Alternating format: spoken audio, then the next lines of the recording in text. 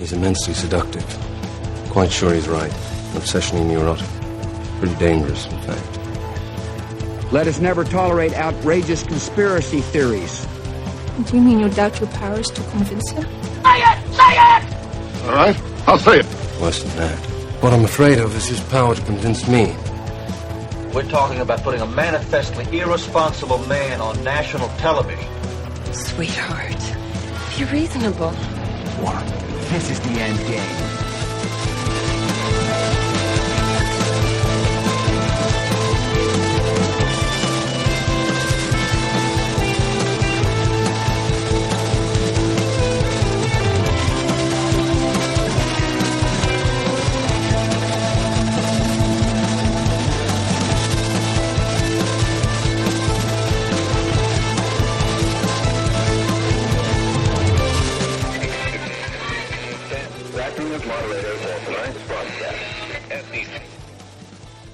All right, everybody. It is Monday, May 19th, 2025, the 120th day of the Golden Age. I'm your moderator, Chris Paul. Let's be reasonable. A hello and thank you. And I just combined those into one word. Never done that before. It's always a good time. A hello and thank you to all of the new subscribers over on the YouTube channel who may have ventured there from our little call to action on Saturday night. Big help. Thank you very much. And I will try to pay some attention to the chat over there. Hello on Rumble. Hello on Substack. Hello wherever you happen to be. I just realized that I didn't start the Telegram stream yet. So now we're okay there. All right. So let's just go ahead and get into it. We're going to start out with a post from Donald Trump over the weekend on Truth Social. This was from Saturday morning. It's really something. I mean, conspiracy theorists and whatnot. Remember John F. Kennedy Jr.? He was declared the front-runner for the New York Senate seat back in 1999. Days later, his plane crashed into the Atlantic Ocean, and his rival, Hillary Clinton, was elected senator. Mary Mahoney was a Clinton White House intern. She knew enough of the inner workings of Bill's sexual advancements to be a star witness during the Clinton impeachment trials. She was brutally executed at a Starbucks she was managing in 1997. In 1993, White House counsel Vince Foster was found dead in Fort Marcy Park near D.C. He supposedly killed himself, and among a lengthy list of potential foul play, the bullet was never found. Then there's James McDougal, a key witness for White House prosecutors. He was serving his 3-year sentence for bank fraud at the Fort Worth Federal Medical Center in Texas. And just before he was to give a testimony before the grand jury, McDougal suffered a heart attack in solitary confinement. In 2015, Walter Scheib, a White House chef hired under Bill Clinton, joined the list. His body was found at the bottom of a river, nearly 2 miles from the base of the trail he was reportedly hiking. An autopsy determined that Scheib's death was accidental drowning, but he might have known too much. 27-year-old Democratic National Committee staffer Seth Rich was shot and killed in D.C. this year. There is speculation that he was the source of the controversial leaked emails allegedly sent by DNC staffers, and that he may have been murdered in retaliation. Then Sean Lucas, the lead attorney in a fraud case against the DNC, was found lying on the bathroom floor by his girlfriend when she returned home on August 2nd. His death was reported classified, pending the results of an autopsy. To this day. So that's a whole lot of dead people, man. That makes Joe Scarborough murdering an intern look like rookie shit. That's really something. My pal Patriots in Control posted this today on X, formerly Twitter. He said, you know who first talked about the Clinton body count? JFK Jr.'s George magazine in a book titled The Book of Political Lists in 1998. A year later, JFK Jr. himself would be added to the Clinton body count after he was killed in a plane crash. And you heard that mentioned there in the video. John and I talked about this briefly on Saturday night. I don't know what to make of this, why Trump would put this out on this particular day. Maybe he's just creating some noise in the narrative and seeding some fear out there on the side of the deep state, especially those aligned with Clinton, or maybe there's some other connection. And I suggested that potentially the James Comey tweet of last week, the 8647, that created a lot of controversy. Comey is inextricably linked to Hillary Clinton at this point due to the 2016 election. So you never know where the signaling might be on that. I think it's particularly interesting that it was 8,647 days after 9/11. That's an extraordinary coincidence if it's a coincidence. It's also possible that Comey was communicating about 9/11, that was the key, and that the idea that he was calling for the murder of Donald Trump, the assassination of Donald Trump, would then be the delivery mechanism for the underlying message. That's not the underlying message. Well, yeah, I guess underlying message works. I think it's especially interesting, by the way, that he sent that out while Trump was in foreign territories. That's generally frowned upon. It's especially relevant because we're talking about territories that at some point have been largely hostile to the United States and aren't at all to Donald Trump. But if you're trying to have the president assassinated and there's something going on and you're hinting about it online, it's just too weird. Anyhow, moving on with the Clinton thing, there was actually a question about that today in the White House press briefing room. And Press Secretary Caroline Leavitt took the question and brought it all the way, the reporter took the question and brought it all the way to Epstein. And Caroline Leavitt was as open as these people are at this point. Posted Truth Social a video highlighting what most people call the Clinton body count, which is the strange number of suicides that seem to happen in Clinton circles. I have a headline here from the Washington Post that said, Trump peddles false conspiracy theories tying the Clintons to several deaths. So I just wanted to highlight real quick, this wasn't in Trump's video, but this is from the Arkansas Times, and it's the death of Mark Middleton, who was a former Clinton White House aide, who was found dead on a Clinton Foundation property. And I'll just quote from the Arkansas Times. Middleton apparently shot himself in the chest with a shotgun and also hung himself from a tree with an extension cord. So I have no idea how somebody commits suicide that way, but if the Washington Post is here, maybe you can enlighten us as to how that was actually a suicide. So anyways, that's just a lead into my question about the most famous Clinton-related suicide, which is that of Jeffrey Epstein. There's still a lot of questions around that case. You've released phase 1 of the Epstein files. What was missing from that is any connection to his ties to intelligence agencies, and that's really the whole story, that not just trafficking young girls, but doing it on behalf of intelligence agencies, and even potentially as part of a blackmail ring with potential ties to the Israeli government. So for phase 2, when can we expect it? Will it have information pertaining to those aspects of the Epstein case? I know the Attorney General has committed to releasing those files. I would defer you to the Department of Justice on her timeline, but when she's made a promise in the past, she has kept it, and I'm certain that she will in this case as well. Rachel. Thanks. Well, yeah, I said she was open about that.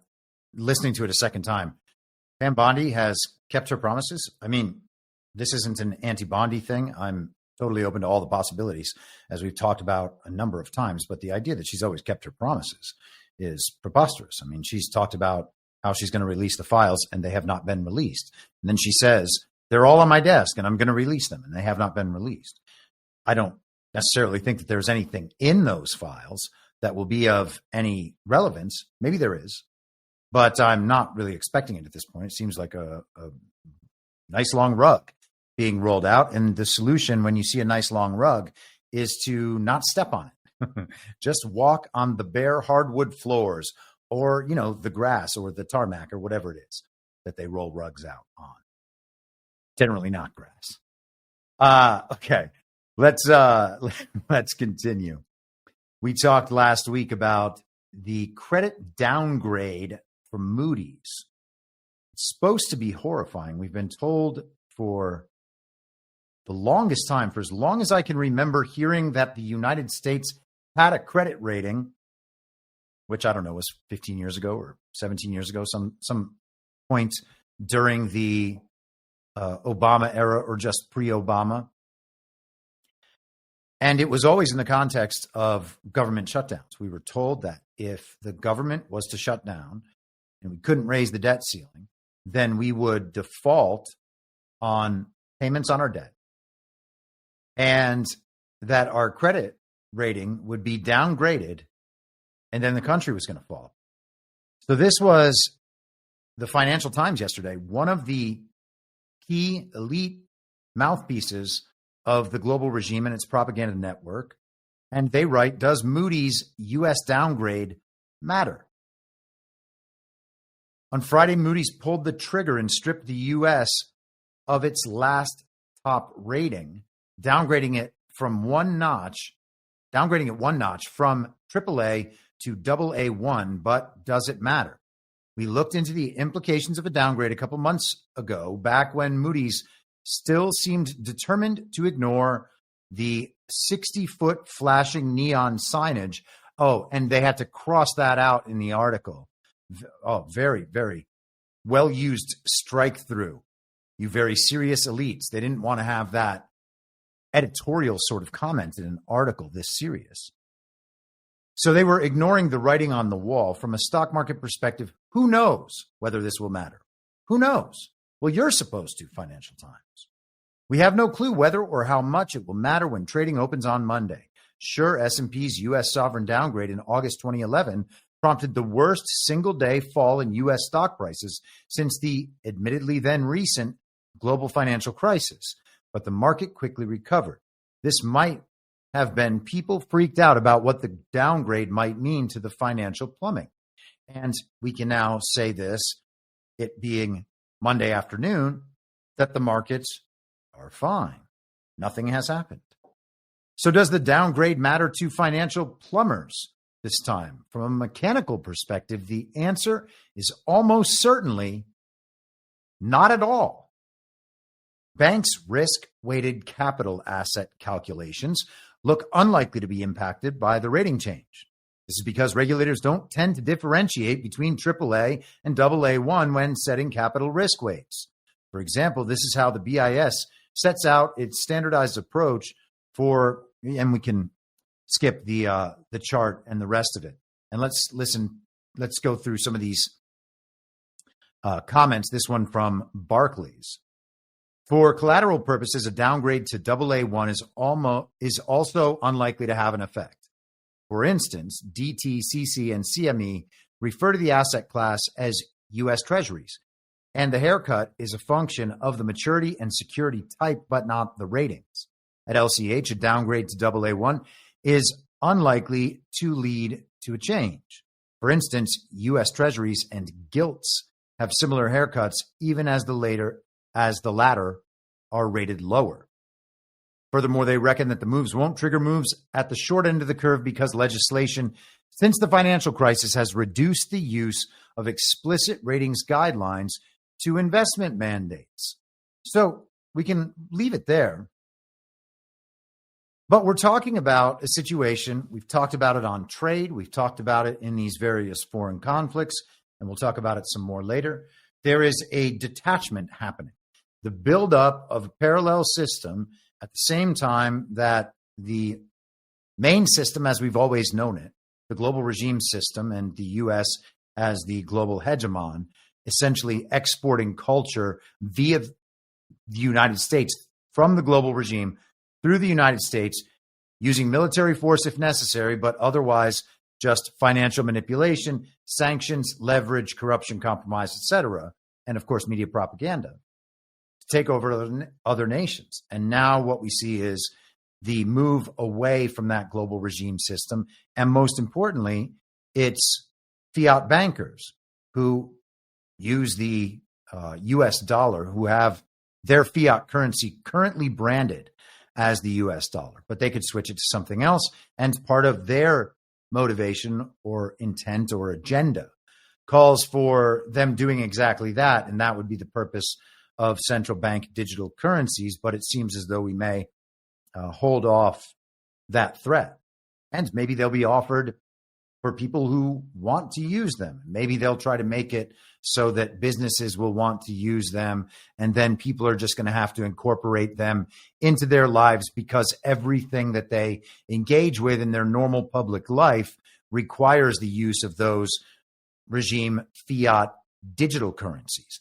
So we can hope that that's not going to happen, but it's possible that two systems might continue to exist running side by side, and then it'll be a matter of which one people gravitate toward. Will they do the slightly harder things that are getting easier over time? Yes.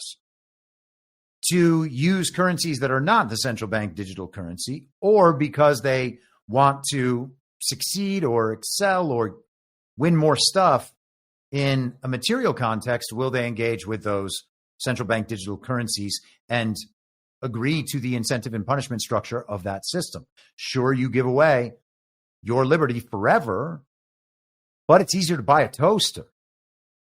And I know it's a bit cynical to think that people would make a decision like that. But then again, we have watched the last 5 years evolve.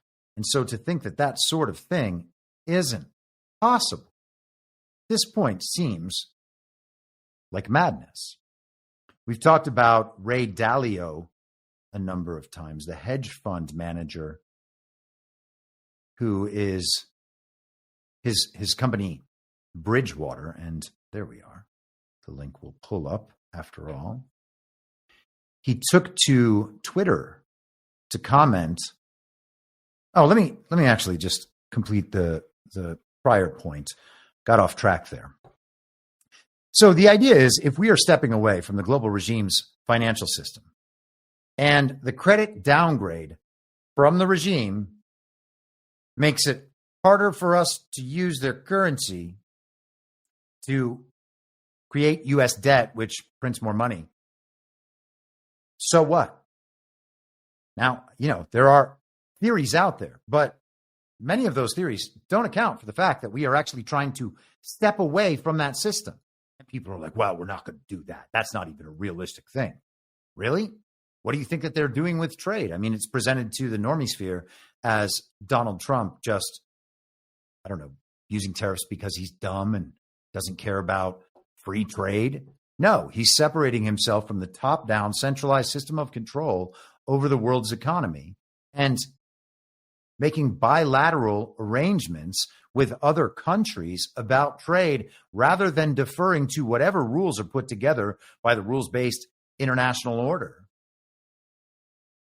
Removes those countries from that system. And maybe they still engage and interact with that system as well. The UK has a deal with the United States for trade now, but we're also told that today they just put a deal in place with the EU. And the EU is obviously very much a part of that system. Maybe that's just how things are going to go for a while. Maybe there's going to be some sort of parity among these powers. I think that over the last decade, we've seen the centralized power, the global evil twin, diminish in its stature, diminish in its public reputation among the people of the world, and obviously become relatively less powerful compared to the multipolar, decentralized, fragmented world order that is arising, and these countries that are coordinating to bring that to fruition. And so maybe there's a period for a while where there's some parity between those two systems, and everyone is engaging in both of them. I mean, right now,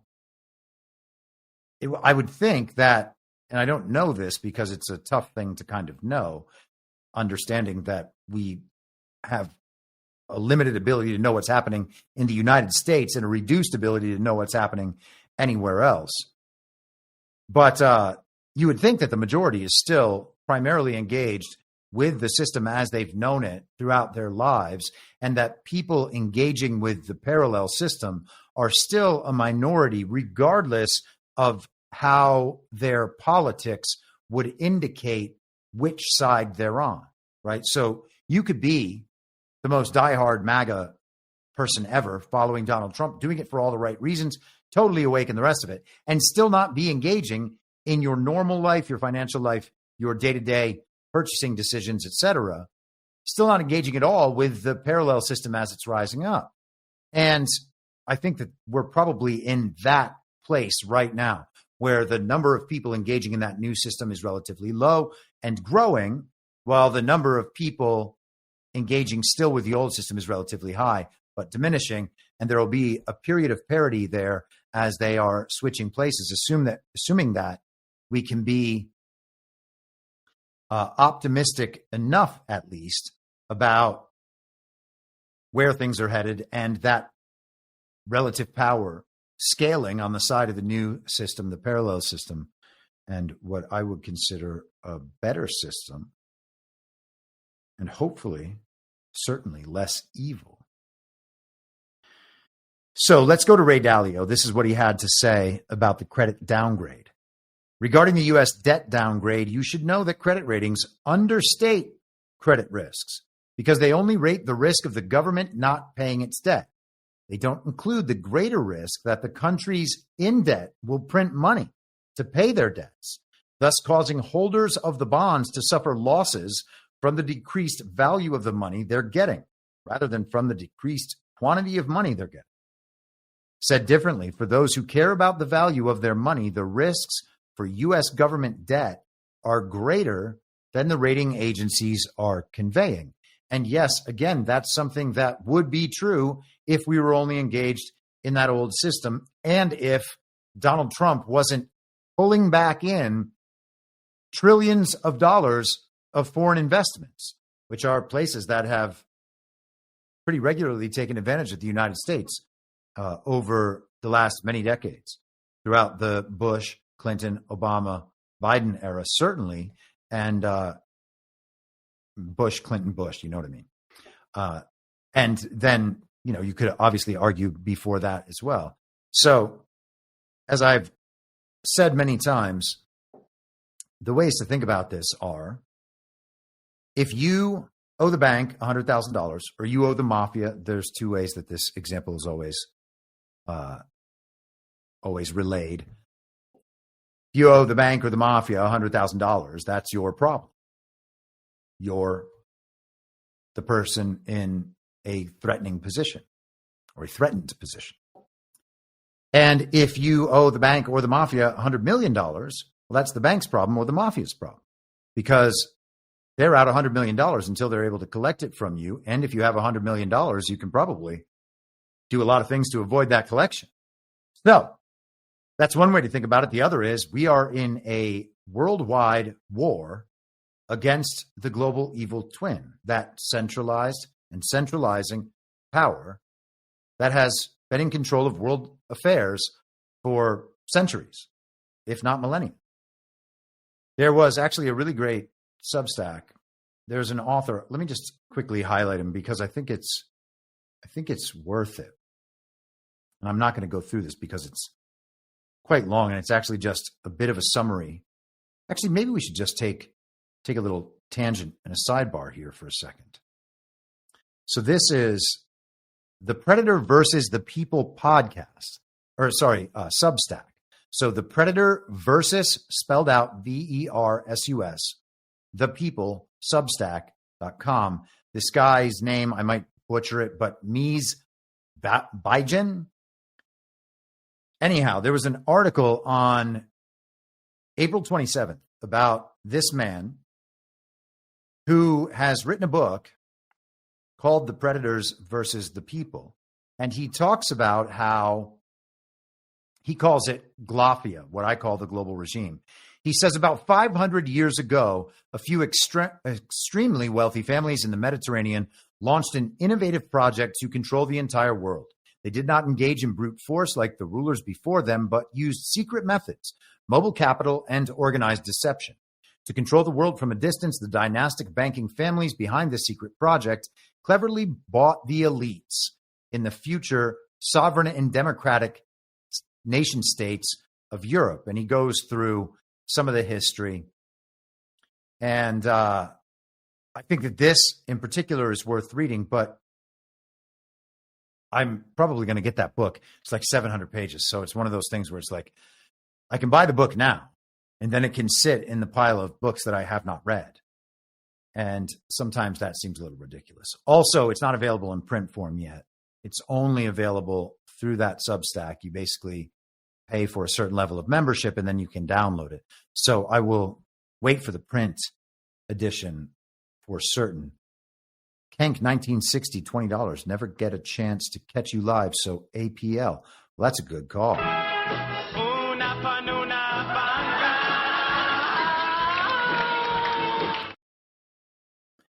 So anyhow, if we are at war against that centralized global regime, and they're the ones who control the fiat currency, and we're moving away from fiat currency because that would be the way to ultimately defeat that global regime, then worrying about their credit ratings and how much money is going to be printed and what our debt is all just kind of nonsense.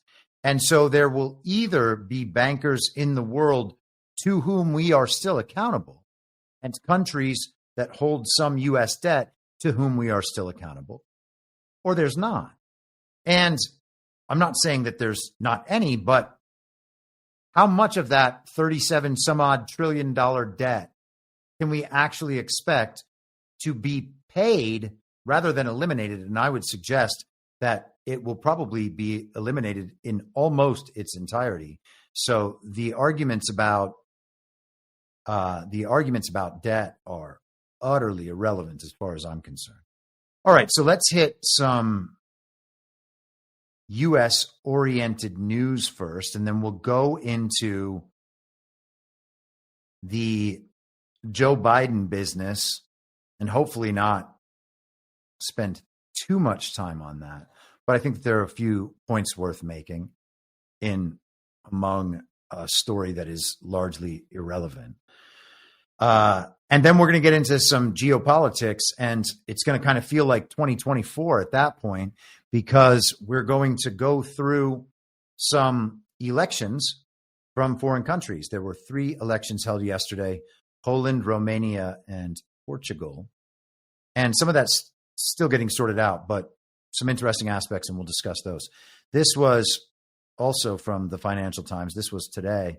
23andMe sold out of bankruptcy to Regeneron. You might remember Regeneron as the antibody company, I think, right? Or man, now I'm going to say it. Now I'm going to say it wrong. Terrible. I think it says in the article. My mind is blanking. U.S. drug maker Regeneron has agreed to buy 23andMe out of bankruptcy for $256 million, ending the genetics testing startup's messy run as a public company. The takeover comes less than 2 months after 23andMe filed for bankruptcy protection in a last-ditch attempt to sell itself. The sale to a pharmaceutical company could raise privacy concerns among the 15 million users who entrusted their genetic data to the startup, which allows users to trace their family lineage. And so we heard about this just a few months ago with their bankruptcy and the rest of it. And then there was a cycle of 23andMe and a collection of state attorneys general letting the public know that you can request for your data to be deleted. And then it'll be gone so that they can't sell it and share it with other people. Of course, they've already been doing that for a long time, and your data is long gone. This is a data company that is trying to ultimately control the world. It's not by itself, but it's just one aspect of that burgeoning control system that was being put in place. And so, of course, they're going to want genetic data from millions and millions of people. And everybody just became so enthralled with finding out what their ethnic lineage was that they would send some corporation their DNA. Regeneron, which is behind blockbuster drugs, including immunology drug Dupixent and the COVID-19 antibody cocktail used to treat U.S. President Donald Trump in 2020. So I guess I didn't screw that up too bad. Said it would continue to offer 23andMe's consumer-facing genetic testing service. Well, that's so great. So you can still send your DNA to this creepy company and let them sell it to other people unless you opt out. And then they'll still sell it to other people because it's a data company. They're not doing you a favor by letting you know that you are 2% African American. The Tarrytown, New York based company said it would comply with 23andMe's privacy policies about the processing of personal data, which was a key condition of any bankruptcy sale being reached. Wojcicki, I think is how you say her name. This is Anna, not Susan, who passed within the last year. Aspired to turn 23andMe into a drug development company in its own right. Regeneron said it would detail the intended use of customer data for review by a court-appointed customer privacy ombudsman.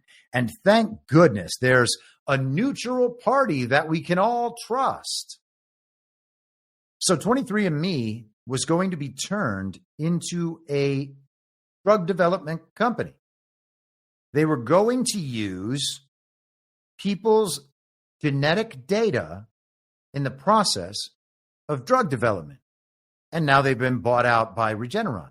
Now, hey, if Trump liked Regeneron back during the very deadly pandemic, and that's what he said he took to cure him of the very deadly pandemic after he disappeared for 3 days at Walter Reed, and I don't mean like fully disappeared. There were pictures of him working in kind of casual dress for him.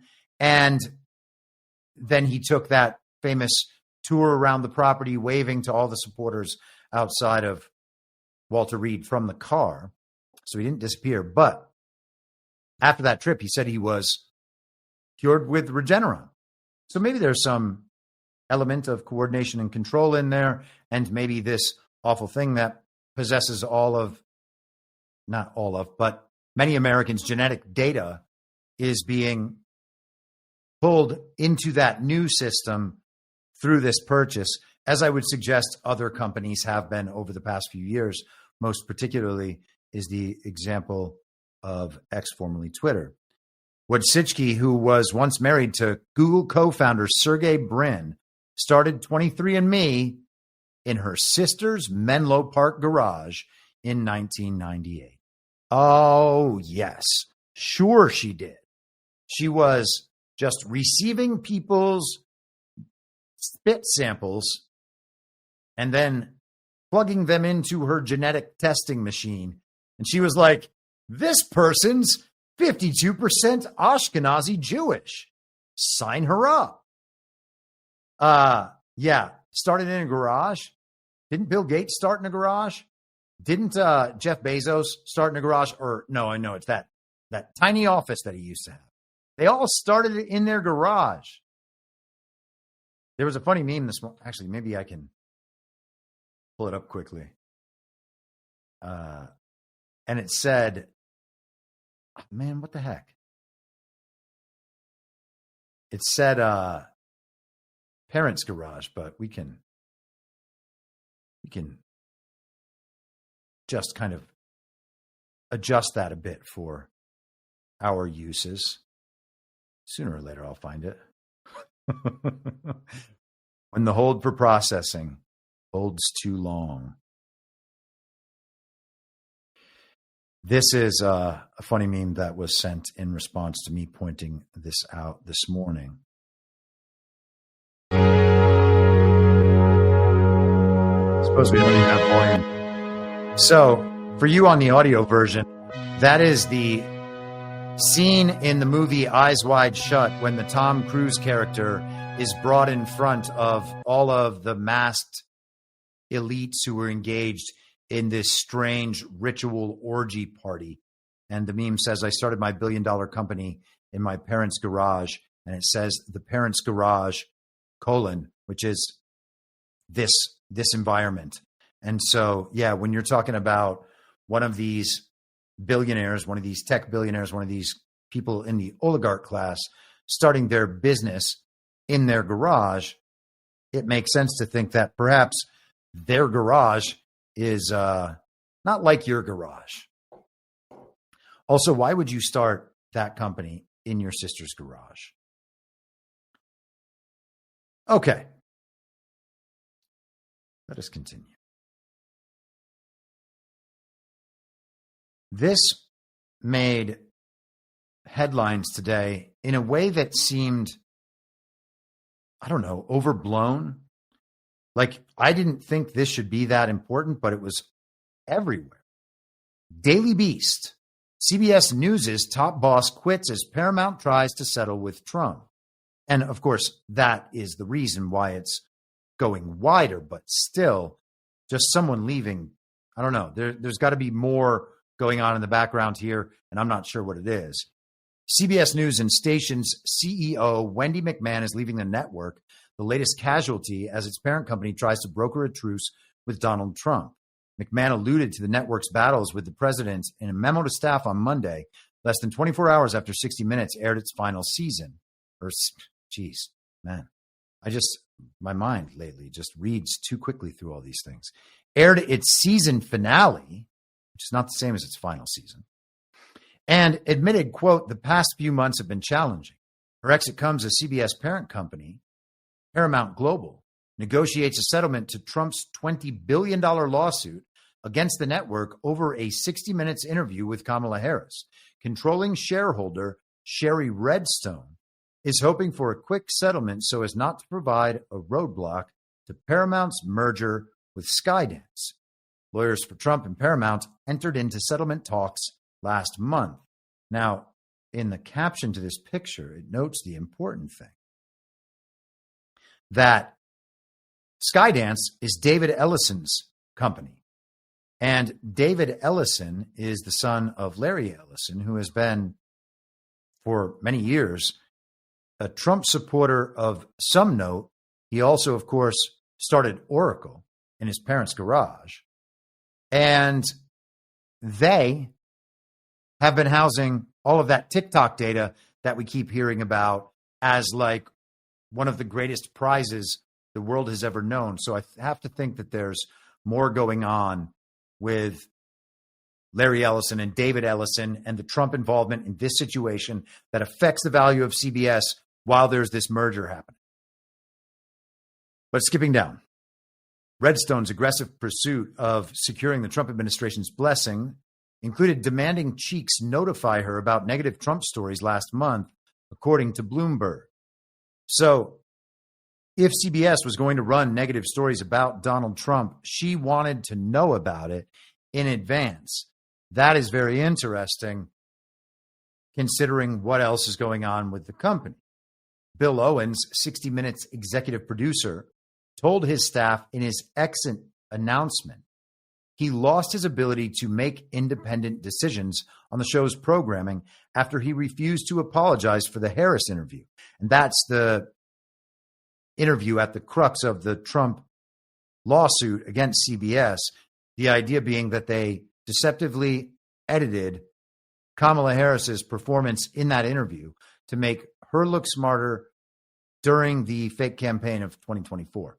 And so when you strip back all the elements of the situation that are fake, which is what we have to do, we cannot, and this is just a general principle that is not well abided by, including by basically almost all truthers outside of Badlands. I don't know anybody who does this properly. They know that something is fake. And then for expedience sake, or because they're, and I guess this is kind of expedient, but they don't want to go through the mental process that might bring them to some conclusion without this piece of information they deem critical despite it being fake. And so rather than avoiding that piece of information, they bring that piece of information back into the story as though it was real and allow for all the implications of it being real, and then say, oh, yeah, that's not real. Oh, it's not real, but it still means this. No, if it's not real, then it doesn't mean any of that. It doesn't have to mean any of that. If we know that the campaign of 2024 was fake, and we know that the election's fake, Donald Trump has called it fake countless times. He said elections generally are fake. And he's right. These elections are rigged and stolen. And he has a post about that over the weekend that we're going to get to in a little bit. But if we know that the election's fake, and we know the campaign's fake, the campaign had to be fake. The Republican primary was fake. It was ridiculous. Donald Trump didn't even participate. Now, did they have, quote unquote, primary elections around the country? I guess. Joe Biden didn't participate in the Democrat side either. And of course, Joe Biden was given the nomination, not officially. Before it was official, he debated Trump and then dropped out. And we're going to talk about that later too. And then Kamala Harris was just installed in the position of, oh, you're the nominee in the fake campaign. So all that stuff's fake. Okay. And fine, we know that the interview was edited, but understanding that, it makes it less sense, at least, to go through all of this. And so I wonder if all of this is happening to finish this merger and bring CBS to whatever point it needs to be brought to get that done, and to cash people out, and to go through drainage of whatever is deemed necessary to account for decades of corruption and malfeasance and crimes against America and potentially crimes against humanity. I mean, we can talk about all of these companies being directly involved with the global regime's efforts. And to that extent, once you win a war, do all the assets of your enemy just get left intact? Of course not. You're not going to leave your enemy with all of their money and all of their different institutions and assets and companies and the rest of it. All that stuff has to be downgraded, seized, and then moved and privatized. And, you know, we've talked before about Scott Bessent discussing the reprivatization of the banks, for instance. We're going to see the privatization of a lot of companies. And that is actually what Vladimir Putin did like 20 years ago. But they say, oh, he sold it all to he gave it all to his oligarch friends. And now it's all under his control. Well, maybe, but also maybe there's no other situation than at levels of power like that than them being under someone's full control. I don't know. That just might be how the world works, because we can pretty clearly see that none of the countries that we were told were run and governed by the people through what we were told was a democratic process are actually that. It's not that. It's not that anywhere. We don't have to pretend.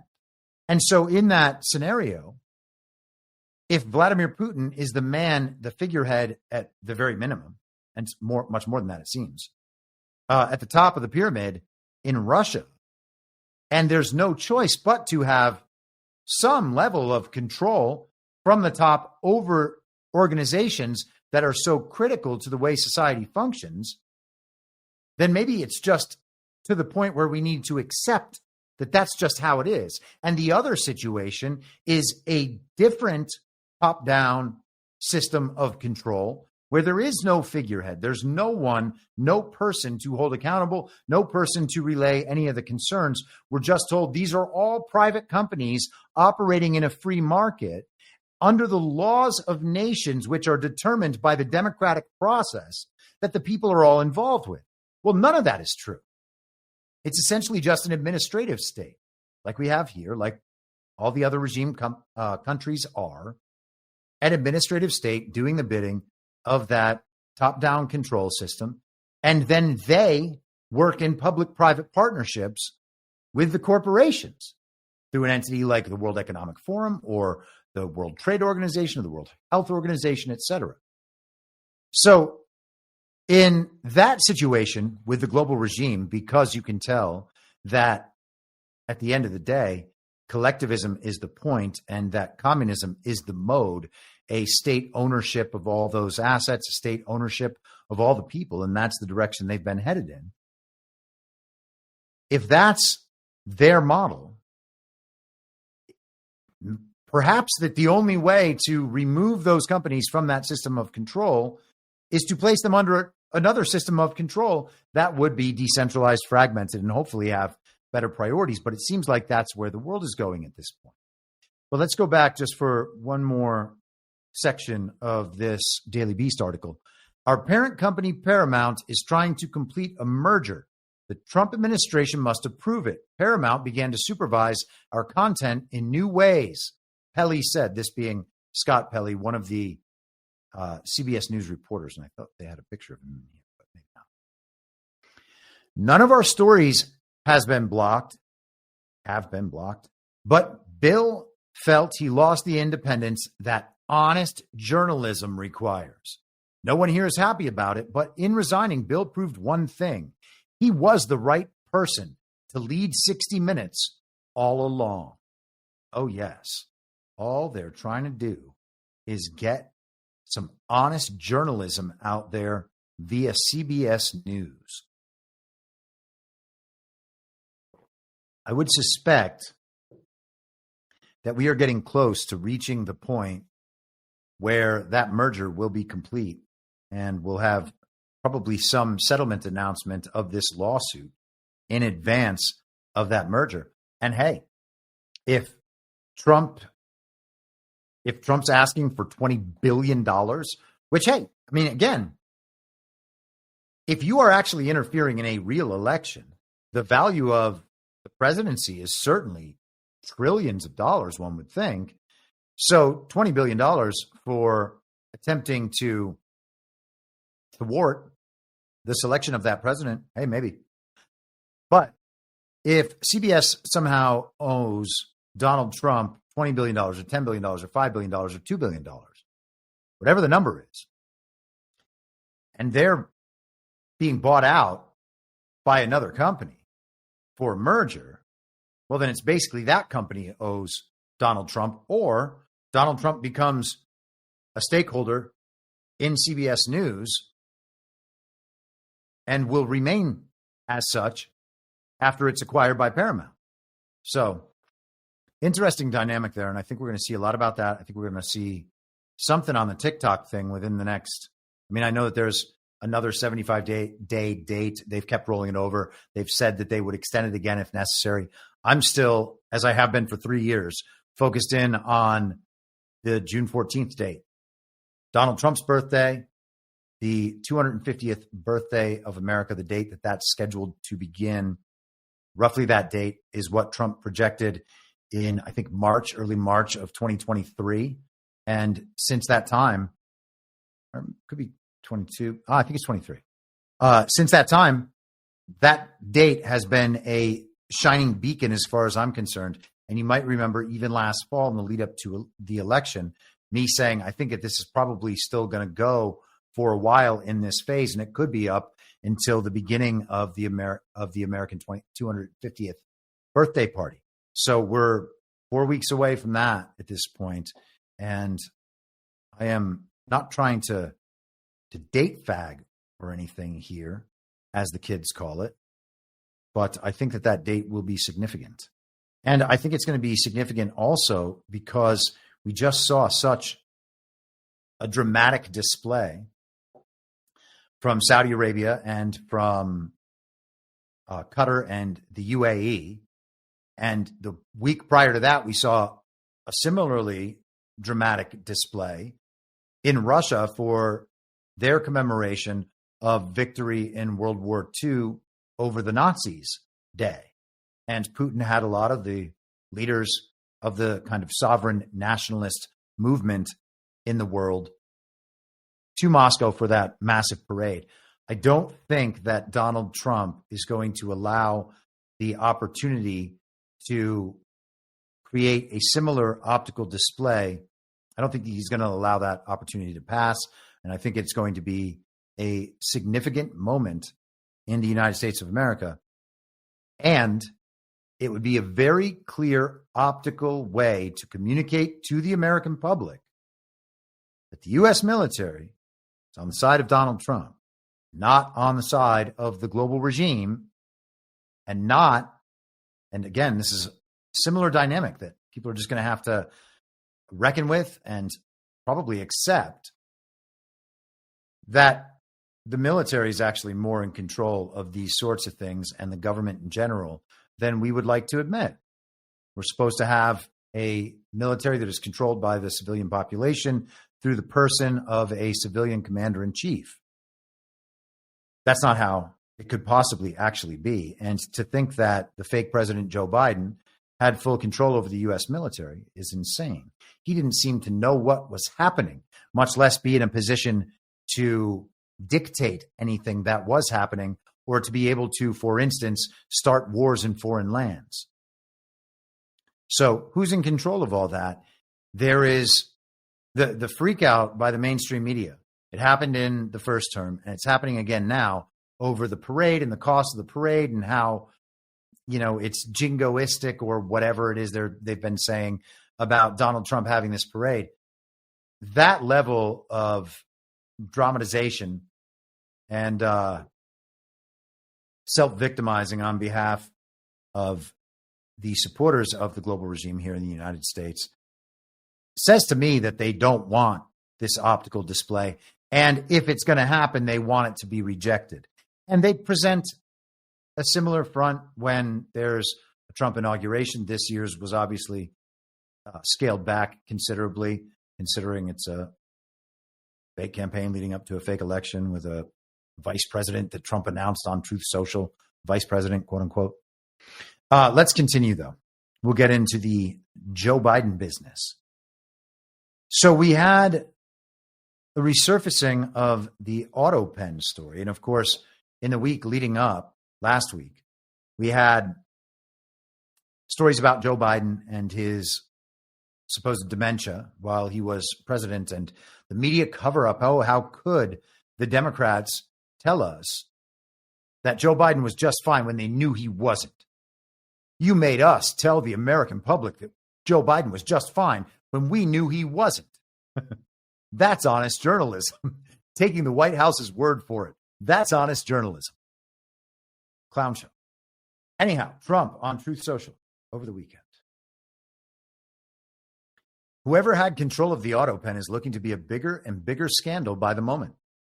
It is a major part of the real crime that the presidential election of 2020 was rigged and stolen. Millions and millions of people knew that, but the radical left Democrats waged a campaign of inoculation and innocence like none that had ever been waged before. This is why the Unselect Committee of Political Thugs, who were given a full and complete pardon by the person who wielded the now illegally used autopen, deleted and destroyed all evidence and information from their corrupt and vicious witch hunt against me and many other people whose lives were completely shattered and destroyed by this historically criminal event. Remember, it all began with dirty cop James Comey, Obama, hapless and cognitively impaired sleepy Joe Biden, and my now very famous accusation that, quote, they spied on my campaign. Whoever had control of the autopen is just the beginning. The biggest crime of all is that the 2020 presidential election was rigged. MAGA, won the election by millions of votes, and everyone knows it. God bless America, for the fight has just begun. And yes, of course, no one believes that Joe Biden received 81 million real lawful American votes. I'm not saying no one will say that they believe it. People will still say that they believe it, but no one actually believes it. And certainly no one who's ever thought about it. It would be impossible for anyone at that. Well, I can't say anyone because who knows what our elections, how many people are in the country, how many people are eligible to vote, and how many people actually do go out and vote. It's probably nowhere near the number that we are told on television. Though, if it's anywhere in the ballpark, it could be so skewed in the opposite direction that perhaps 81 million people may have come out to vote for Donald Trump. But there's no way that 81 million people came out to vote for Joe Biden in his basement. And of course, he was never legally certified or inaugurated, and he was never an actual president. So the autopen did the job for him. He brings up Obama, and next to Obama, of course, is then Susan Rice, who was still brought into the mix in many ways, and she still remains in the mix in many ways. We saw her on the Defense Policy Board a few weeks ago. I could be saying the name of, I think it's National Defense Policy Board, but she still had a number of these board positions on NGOs and think tanks and corporations, et cetera. So that's a lot of control being exerted from inside by the Obama adjacent people. And Trump is pointing directly at the Obama adjacent people for the autopen. Now, John and I kind of talked about this construct a little bit, but it's primarily something that I have developed on this show over years, particularly last year to some significant degree. If we have a base layer, reality prime layer, constitutional government in the United States, to the extent that that even exists, okay? It's clearly not the same layer that is the bureaucratic administrative deep state, okay? So the bureaucratic administrative deep state is a layer of abstraction and falsification that rests on top of the reality prime layer, which is the constitutional republic, according to the original Constitution. Everything above that is some kind of perversion, and we've tracked the various ways that that system has been perverted over the last 250 years. So on that level, all of the government operations that we've been conditioned to believe are the normal functions of government over our lifetimes, conditioned over our lifetimes, to understand these are the proper functions of government. All of that exists in the abstraction, okay? Donald Trump and the military are operating at the reality prime level, and real power is always going to beat abstract power. And so within that falsification layer, all that exists is abstract power. The trust of the institutions keeps the institutions relevant and keeps people compliant with the dictates of the institutions. And the fact that they create money, which again, their fiat currency, is another example of a power abstraction. As long as that keeps being printed and flowing into those organizations, they can continue to function and continue to dole out money so that other people will continue to go along with the program. So we have these two separate layers. Joe Biden has at no point been president of the reality prime layer, okay? That is what I make clear and have said repeatedly for the entire fake presidency. There was not one time where I've ever ended this show since the fall of 2020 saying anything other than Joe Biden will never be president or Joe Biden was never president. And it's because he was never going to be president and never was president, okay? Certainly not on that reality prime layer. But if Joe Biden existed as a symbolic president of the abstraction, I have no qualms with making that claim so long as it's parsed that way, okay? It's entirely possible that Joe Biden was the figurehead of that false reality layer of the American government where the bureaucratic administrative deep state operated over those 4 years. But he still doesn't have any actual power because the actual power is the military. Joe Biden can't do anything about that. Now, the Congress and the Senate exist within that same abstraction at this point. They can't prove their own legitimacy, so they certainly can't exist on the reality prime layer in any important way. And they can still go through the motions and try to convince people this is how the system works and keep that system intact to the extent they can in hopes that they can outlast and ride out this Trump term and then return to their prior system of governance. I'm not suggesting that's not happening. I imagine that's the totality of their agenda and their purpose in this stage, to wage as much lawfare and subversion as possible, to undercut the Trump administration, make sure it can't do anything that is too difficult to recover from for the global regime. But within that layer of abstraction, somebody was making these sorts of decisions. And those decisions ultimately won't matter in the future as we strip away that false reality layer and return to reality prime. Removing the abstractions, returning to real power. None of that stuff is going to matter. It will all be invalidated and voided, and history will not remember it as mattering. History will only remember it as illegitimate, okay? So it won't even be part of history. It will only have existed, it will only eventually exist as a reflection on what a certain portion of the population believed during a certain period, okay? You can go back to any number of historical periods where the population was convinced that something was true. And knowing that it's not true now, we don't look back on that period as, oh, that whole thing was right at that time, and now we understand that it's not right. No, it wasn't right then either, it was a falsity projected, often intentionally. And it will not be remembered as an actual part of history, just like Joe Biden will not be remembered as an actual president. He'll be remembered as a usurper, as a fake president. Okay? So it's entirely possible that they believe their pardons and the rest of what they did in that false reality layer, in that abstraction, are going to matter. But yeah, I don't think so. Let us. Oh, you know what? There's one more thing that I want to note from this Trump statement. I'm going to pull it back up. So he said that when the fake president came into office, the Democrats waged a campaign of inoculation and innocence like none that had ever been waged before. Inoculation and innocence are both very strange words to have chosen.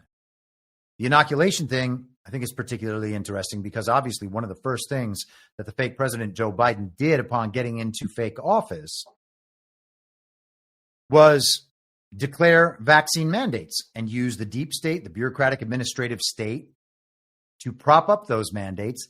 And they used financial leverage against corporations to get those corporations to implement their mandate policies, despite no ability by the government whatsoever to actually mandate any of it. And a lot of that stuff has been legally scaled back and proven as such in the years between. Okay, but they never had any authority to do it at the time. The government couldn't do the things that the government was doing, but the government was doing them anyway in that layer of abstraction and with their partners in quote unquote private life. Okay. And so it was the corporations that often got people to take vaccines because they would say, we require everyone to get vaccinated or you have to leave your job.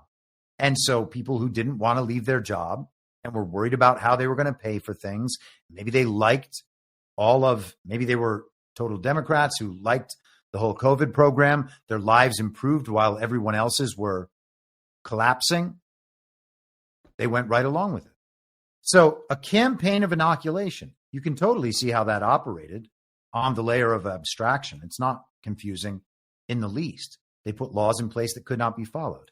And then what we had from the Congress and the Senate was a big show about whether or not it was okay.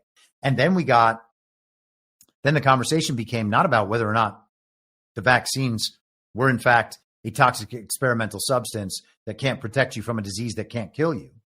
And instead we talked about whether or not vaccine mandates were morally appropriate with the assumption that COVID was a real and very deadly pandemic. And so we were already off on the wrong path. The mention of inoculation makes me think of that. It seems like he's hinting at that. As far as the innocence goes, perhaps he's referring to the fact they stole the election and pretended that they didn't, or the fact that they had their hands in the creation of the very violent insurrection and the chaos that followed and wanted to be the victims of that and remain innocent of all of that. And they did stage quite a psychological operation on the American people over a series of years to justify both of those things. So is that what he's talking about? Ultimately, we're not going to know. We're not going to find out. Maybe he's just using some extra colorful language, but I thought that was worthy of some discussion. I'll take a pause for a second and check out the chat. Right. Everyone seems to be doing okay over on Rumble. People just chilling over on Substack. And hello, YouTube. All right. All right. Let's get back to it. So we were talking about Joe Biden and the autopen. And so the autopen, as framed by Trump, is responsible for everything Biden did in his quote unquote administration. Now, Joe Biden was a fake president. Joe Biden was demented. That's what we're led to believe. And now we have the autopen thing. The dementia and the autopen are two narrative paths toward getting the public to understand that the things Joe Biden did in office are invalid. Okay? The truth is that anything done in contravention of the original Constitution is null and void at the moment they attempt to enact it. And the solution is that no one ever comply with those things. If it is against the original intent and the blatant and obvious black letter text of the original Constitution, then you simply don't comply. It's real simple. This was the solution given to us by the founders. It's not some radical philosophy that I just came up with or that other, reactionaries or radicals came up with. It was the solution. The founders did not anticipate a supposedly free people that would obey the government even when the government was breaking the law and breaking the only pact anyone could even be said to have made with them, though no one actually did make that pact. So, what matters most is that Joe Biden was never actually president and was not legally, lawfully elected, certified, or inaugurated. That's what ultimately is going to play at the end of the day. That's the reason. But we have two narrative paths in to the public understanding that what Joe Biden did doesn't matter and can all be wiped away. That's going to be critical in the future, obviously. Now, we shouldn't need that narrative layer. We shouldn't need these bullshit stories to explain stuff that has a more fundamental explanation that goes more directly to the true constitutional concerns and the true concerns on reality prime so that we can return to a point of government of by and for the people, if that's possible. Okay?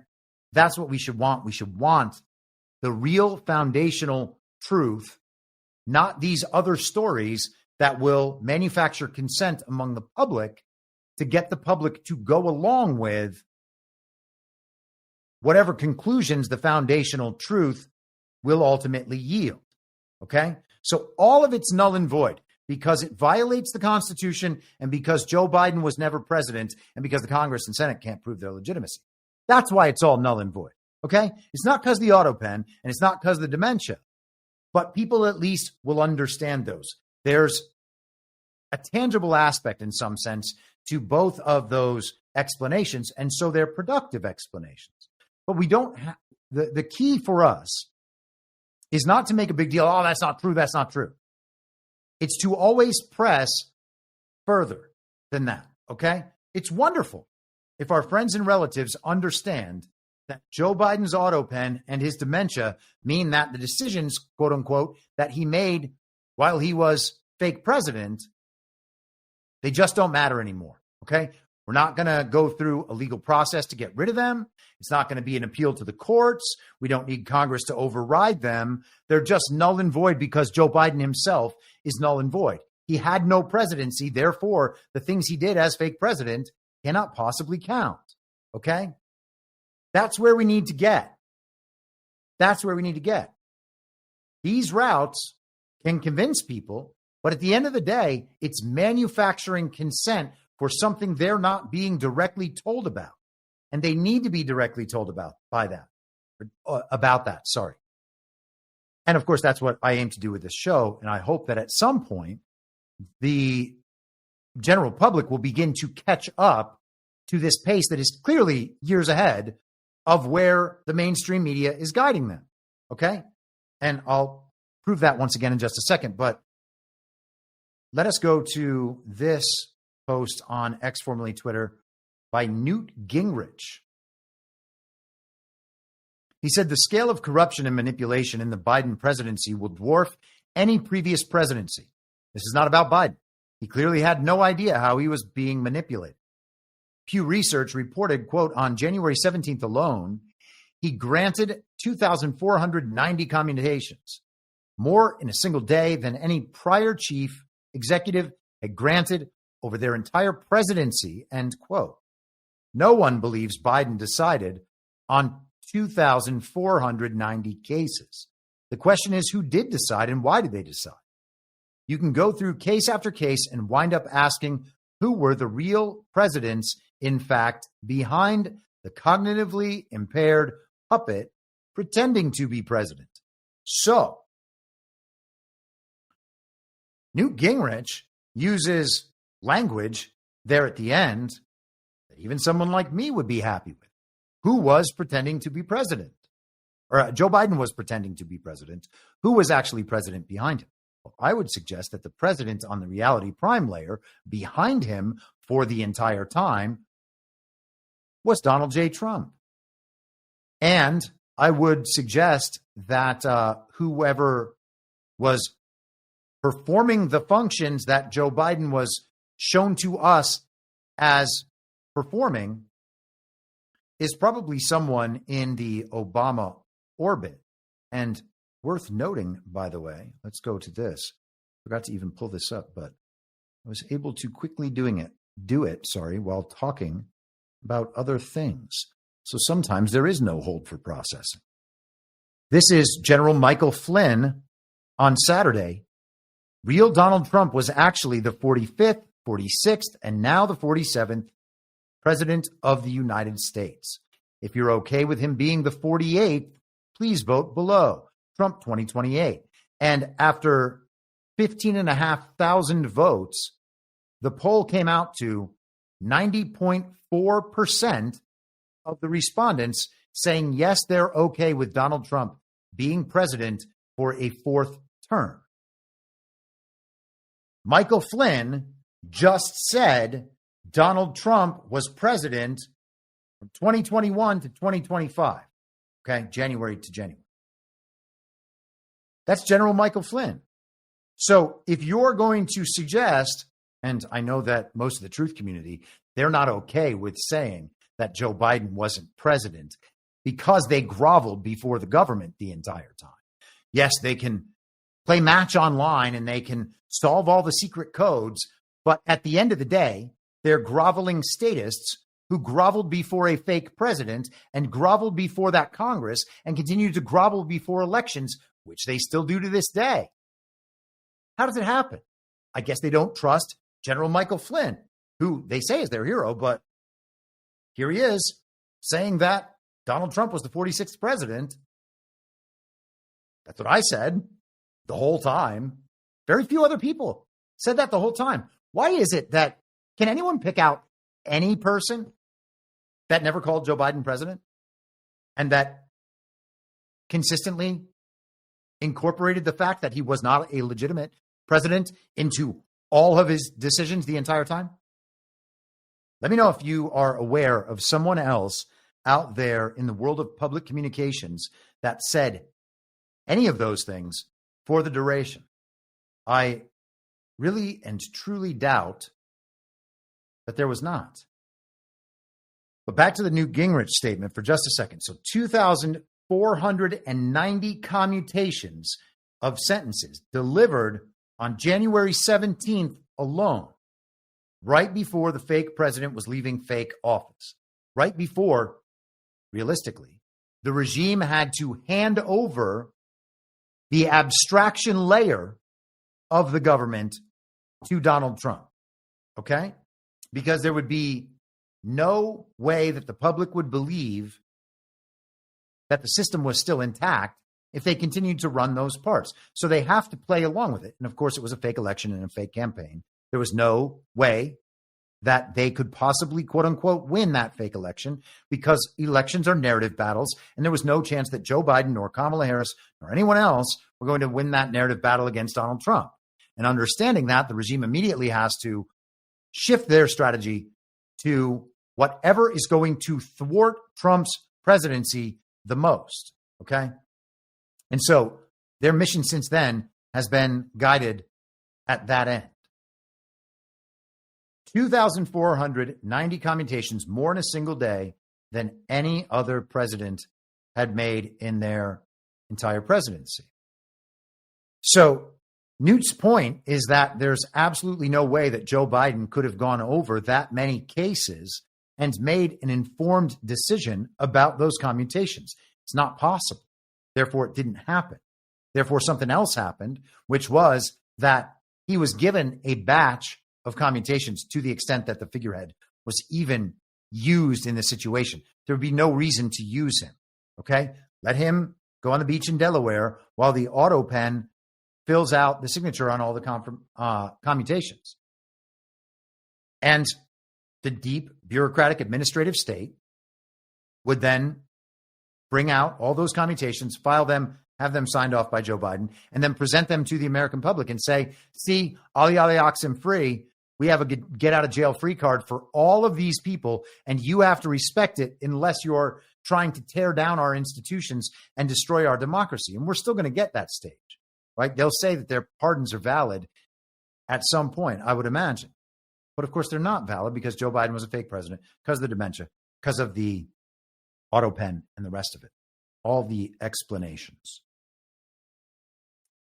Polymath Anon responded to my earlier question saying, me, but basically only Chris Paul. Yes, I have no doubt that many of you also refuse to refer to Joe Biden as a legitimate president. I'm talking about people who are doing public communications and public shows who were primarily concerned with keeping their platforms because their job, their true purpose, is to attempt to generate attention online and then monetize that attention, which is why they supply a nonstop churning of attention-grabbing stories. That's what playing Match Online is. Look at how clever the match I found is. Retweet, retweet, retweet. Look at this advertising sitting next to my retweet. I have 200,000 followers, and I only bought 150,000 of them. Modern decoders, what can you do?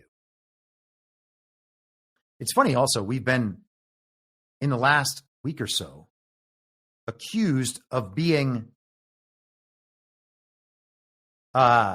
anti-Q in some sense. I mean, I was never like full Q anything, but I wrote 25,000 words about Q and how it was like one of the most important psychological operations of all time.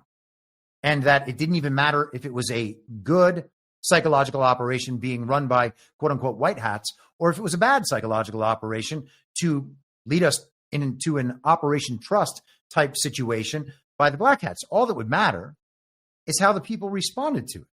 And I made the case that the people responded to it by seeking more truth and moving outside of the regime's information stream and system.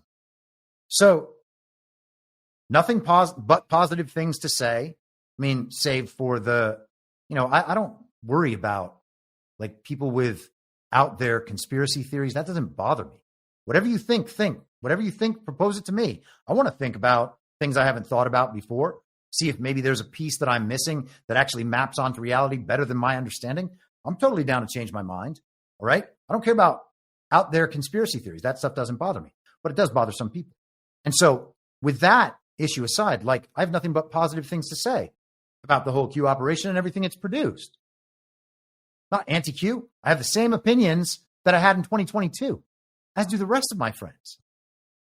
So what's the purpose of saying that we're anti-Q when we talk about bullshit decodes that are clickbait? Doesn't make sense.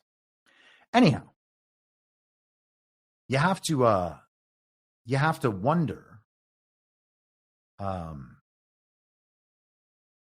if Q, the people running Q, would actually be embarrassed of that sort of approach. If the purpose of that operation was to wake up the American public so that they would seize control of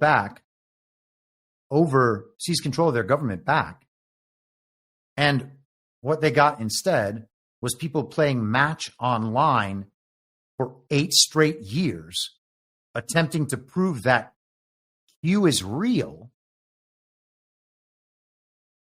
I cannot imagine that they would think mission accomplished by the time that's done. I would think that that would be a shame and an embarrassment. Most of us already understand that Q is real. It's definitely something. Who needs that proven again for a million more times? The people who doubt it, the people who hate it, the people who think it's a conspiracy theory in the way the media outlined, those people aren't going to see your millionth match and think, oh, yeah, okay, well, it is real. Okay, and then what? It's real, it's real, it's real, it's real, it's real. What? My dog is real. My dog is real. My dog is real. My dog is real. Imagine if you just sat around your house in the corner, repeating to other people who aren't there, my dog is real. You would be an insane person. Just saying. How much different? Okay. Well, let's get back to the topic at hand. The autopen and Joe Biden's legitimacy and the fallout, the public disclosure of the fact that Joe Biden was demented and that his signature was used without his knowledge in the autopen. But ultimately, Joe Biden's not president and never was. This is Eagle Ed Martin on X, formerly Twitter. This is Ed Martin, who we just discussed a couple of weeks back. And I think we discussed him last week, actually. I shared a clip of him on Tucker Carlson. He was the man Trump had originally nominated as U.S. Attorney for the District of Columbia. He was not confirmed by the Senate, and he was moved into other positions. He said this yesterday: "Dear fellow Americans, the integrity of the American pardon system requires that we examine the Biden pardons and who did what. We will get to the bottom of it. Count on us. All the best, Ed Martin, U.S. Pardon Attorney." And I would love to think that he will get to the bottom of that. And I hope that our faith, our new blossoming faith in Ed Martin will pay off. He seems like a trustworthy man. Donald Trump says good things about him. I've heard from people who know him personally and have nothing but good things to say about him. His interview appearances have been compelling, although not complete. Of course, there are things that he can't say for whatever reason, but I think that this is good. Now, are we going to have a big narrative, a whole rigmarole where Ed Martin finds out that the pardons were put forward by autopen and that Joe Biden had no knowledge and that it was Obama and Susan Rice the whole time and blah, blah, blah? Are we going to have to play that out for 6 months? Maybe. Am I going to find that entertaining at that point? No. I will see it clearly as the manufacturing of public consent minus an attempt to tell the public the truth. Okay? Except by Donald Trump. And if you are not just telling the public the fundamental, foundational, reality prime based truth of the situation, and instead you're going through these long narrative ops to manufacture.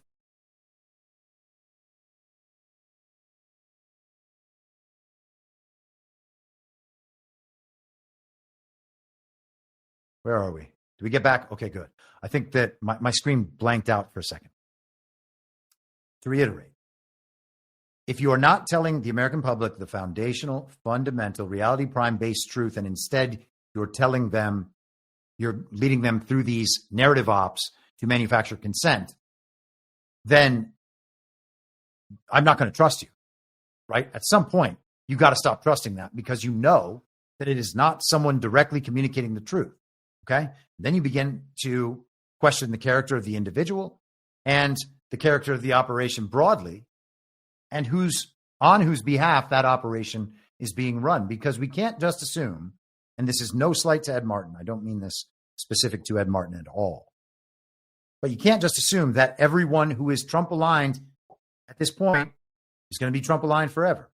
You can't even assume that they're Trump-aligned right now. They're only publicly projecting Trump alignment. You have no idea what's going on behind the scenes. And there have been plenty of people who were trusted members of the MAGA coalition who then proved not to be trustworthy. Or, it could all still be white hats, just playing bad guys at some point. But you can go through the list from the first administration: John Bolton, Nikki Haley, Mike Pence, Mike Pompeo. A lot of people think all of them are still good. Some people think it's just Pence and Pompeo who are good and that Haley and Bolton are bad. And there's really no logical differentiation there, except that they're more committed to Pence and Pompeo than they are to Haley and Bolton. But hey, man, to each his own. Believe whatever you want. I don't care. I'm just saying that if you're the sort of person who eventually comes to understand that people close to Trump end up bad, then assuming that they're good from the beginning because they're close to Trump makes absolutely no sense. And it is a great way to just relentlessly shoot yourself in the foot when trying to figure out anything about what's happening. Just does not make much sense as far as I'm concerned. Okay, continuing on. So, on Friday, after the show ended, some portion, about 4.5 minutes, of the audio from Special Counsel Robert Hur interviewing Joe Biden was released. The audio was recorded on October 8th, 2023. So one day after the paragliding go-kart incident. And people are focused on this connection, and I think it makes sense for context. I don't think that we've seen the direct relation here yet, unless we're going to hear a story about how Joe Biden, as president of the United States, needed to be fully available in his national security role so that he could handle this Israel situation. And here we come to find that throughout this most important time, just the day after the paragliding go-kart incident, Joe Biden was not only unavailable because he was being questioned by the special counsel due to his mishandling of classified documents, but also he was demented the whole time. He couldn't even be there to help our greatest ally, Israel, recover from the paragliding go-kart incident and properly respond. And so here is the audio from the Hur interview. It was originally given to Axios. During this time, we were living in Chambers Road, and there were documents related to the Penn Biden Center or the Biden or the cancer moonshot or your book. Where did you keep papers that related to those things that you were actively working on? Well, I don't know. This is what, 2017, 18, that area? Yes, sir. Remember, in this time frame, my son is either been deployed or is dying. And so it was, and by the way, there were still a lot of people at the time when I got out of the Senate that were encouraging me to run in this period, except the president. They're not a mean thing to say. I mean, he just thought that she had a better shot of winning the presidency than I did. And so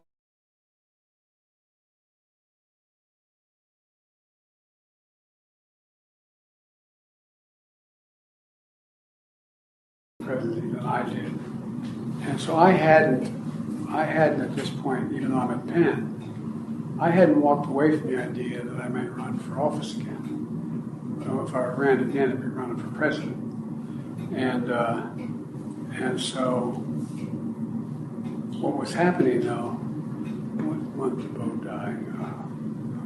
May 30th, 2015. Was it 2015 he died? 2015. I think it's 2015. I'm not sure the months are, but I think that was That's right, Mr. President. And what's happened in the meantime is that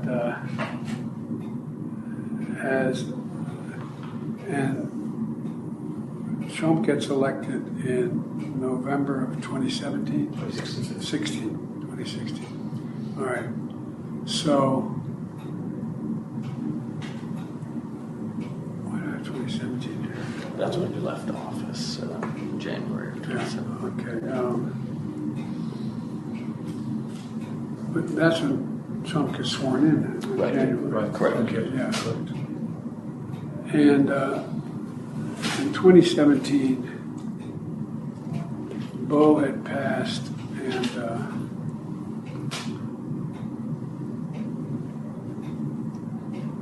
this is personal.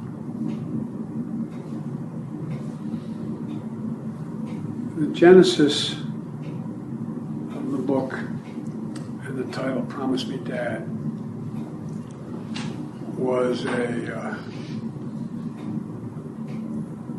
know you're all close with your sons and daughters, but Bo was like my right arm, and that was my left. These guys were a year and a day apart, and they could finish each other's sentences. And Bo, I used to go home on the train in the period that I was still in the... I mean, I can let the rest of it play out, but it's all like this. He gets asked a question pertinent to the case that's being pursued, and he goes on this long, winding, incoherent babbling spree about his sons and his family and Barack Obama deciding that Hillary Clinton had a better chance to win than old Joe would have, and therefore she should be the nominee in 2016. So there you have it, by the way. Barack Obama decided who was going to be the 2016 nominee. Strange. Bernie Sanders actually was just out there on some podcast talking about how he actually does understand that the Democrat Party rigs elections. Cool, Bernie. Thanks for letting us know right now after you pretended that Joe Biden was a real president for 4 years. Bernie Sanders is the worst. I'm really amazed that there are still people out there who think that he is a real populist and truth teller who has the people's interests in mind. So the long and short of the Hur audio is that it is a piece of confirmation that Joe Biden really wasn't all there mentally, except we already knew that in 2020. This is a rerun of that story, and it's an interestingly timed rerun, and we're going to talk about some more of the timing and some more of the context. But let's recall that all last week we had the book release of Jake Tapper and Alex Thompson's book about Joe Biden and his poor mental state, his inability to function as a quote-unquote president. So we get that book at the end of the week, just a few days after all of this has been discussed. It's been one of the major topics of the week. They had sent Biden out on The View with Jill to make sure the whole country could see him and know that, Joe's still doing just fine like he always was. Man, he's still sharp as a tack. Or, well, he's sharp as a really dull tack and a bent tack and maybe a broken tack, but like he's still sort of sharp. We have the dementia stories. Then we have the dementia tapes.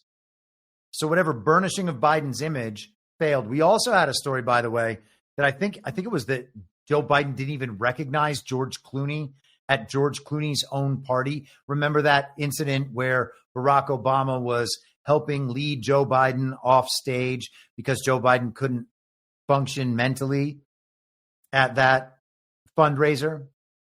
So all these stories about how Joe Biden's mind is shot, and then we get the cancer thing. And we're going to get there in just a second. I think all of this makes sense to see as part of a whole in terms of this long-running narrative operation. Let's go to Jake Tapper with Van Jones and former Obama campaign manager David Axelrod. You were on the record in 2022 voicing concerns about Biden's age and ability. Whom do you blame for the decision of him to run for re-election and the decision to hide his declining abilities as much as they were able to?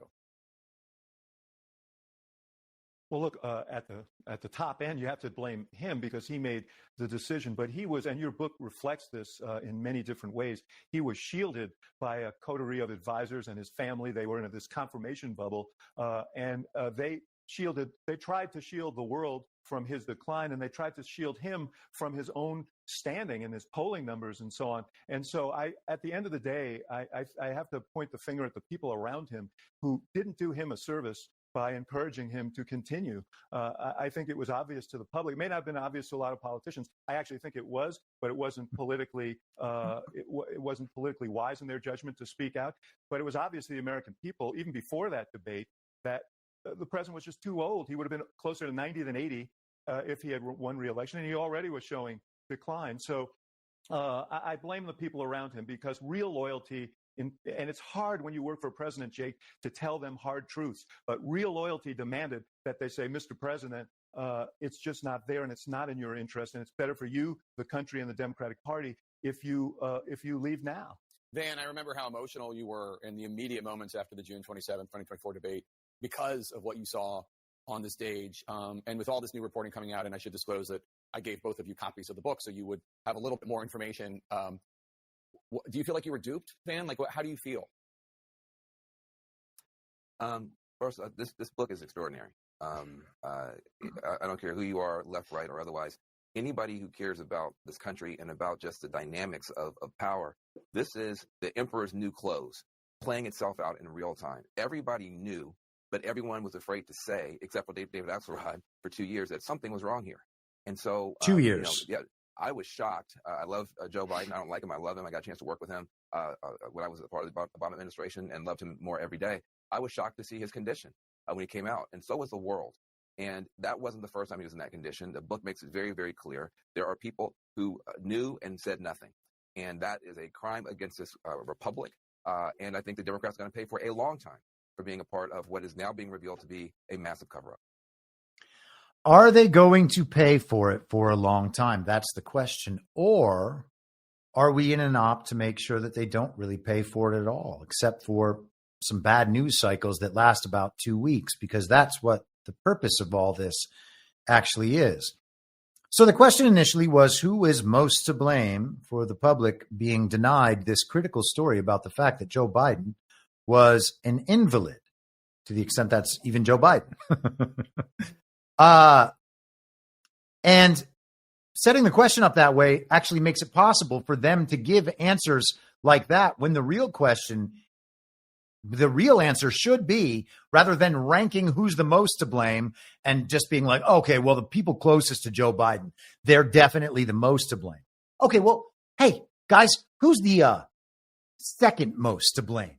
Is it you three and everybody like you and all of those people who are so Trump deranged and so obsessed with politics and having your party in power that you actually just lied to everyone, including yourself, about Joe Biden's condition for the entire time? Van Jones is lying right there when he says 2 years. It wasn't 2 years. David Axelrod is lying when he says he was out there talking about it. It's ridiculous. All of these people are totally unbelievable in all of these aspects. But let's go even a little further, because Jake Tapper's now the guy writing the genius, heroic book about how something like this could happen. Here's Jake Tapper. How do you think it makes little kids with stutters feel when they see you make a comment like that? It's very clearly a cognitive decline. Okay. That's what I'm referring to. It makes me uncomfortable. You have no. It's so amazing. It's so amazing to me that try and figure out an answer. A cognitive decline. President Biden embraces his stutter, talking about it, while Trump mocks it, exaggerates it, belittles it. He's sharp physically. I mean, mentally. Yeah, I think the question is physically, right? Right. More so? Right. And the guy who's his chief opponent is only 3 or 4 years younger than him. Exactly. I mean, you have questioned President Biden's age, mental fitness, ability to lead. Of those supporting Biden, you said, quote, shame on all of you pretending everything is okay. You're leading us and him into a disaster. Do you worry that you damaged him at all? I don't doubt that you got hugs and handshakes behind closed doors today, and maybe even publicly, some of them because they like you personally. But I've heard a lot of really nasty stuff about you from your Democratic colleagues. Sure. I mean, just like, what is he thinking? Exercise in narcissism. I mean, false claims to the Wall Street Journal about President Biden's mental fitness and acuity. He's 81, and his memory, it doesn't seem great. It's not horrible, but I don't understand the outrage. Quote, behind closed doors. And it keeps on going like that for another 45 seconds. That's Jake Tapper, the guy who has revealed to the American public that Joe Biden wasn't all there while he was pretending to be president. defending Joe Biden throughout his fake presidency as someone who was definitely still all there mentally, including right up to the point where they had the debate last year. And it's important to remember, again, as I said earlier, that neither Trump nor Biden had secured the nomination technically. I mean, it was no way within the system. There was no way either of them could be denied it due to delegates or anything like that. But neither of them had been formally made their party's nominee when they chose to debate. Why did Trump go along with that? Well, he wanted to put Biden on display, I guess, but that was just part of the TV show. And then they ushered Kamala in, and we all know how seriously she was taken. John in Connecticut, $10 says, so if Joe was a fake president, and I believe that, was the Biden administration in the know? And if they were, what do you think their motivation was to keep up the charade? Well, that's a good question. I mean, there's a couple ways to look at that. Their motivation within the system to keep up the charade is ultimately, I think, that if everybody finds out what they've done, installing a president, stealing an election, running the country into the ground in order to gain back power and destroy a political movement that threatens that power, well, then, I mean, they've all pretty obviously committed treason. So I think the cover-up makes a lot of sense in that light, which is, again, why I think we're getting the kind of slow walk down from any of that through this process of just gradually unwinding the story and then ushering Joe Biden off into the night. So that's what I think would be the primary concern. But you could also take the other point of view where all of this was just programmed in there. And then if that's the case, if Donald Trump needs to be able to do all these things and other world leaders need to be able to do all these things during this period, and Donald Trump doesn't want to be seen as the public face of how the world is going during that period so that people can understand what's happening, then they have to keep up illusions to preserve the broader illusion. And I think that there's probably a good chance that that is how things actually are. And, you know, I've been talking about the morality of that dynamic for an awfully long time. And I think that at some point that conversation is still coming. And it's a good time to remind everyone of this unbelievable Joe Scarborough take from last year. Start your tape right now, because I'm about to tell you the truth. And F you if you can't handle the truth.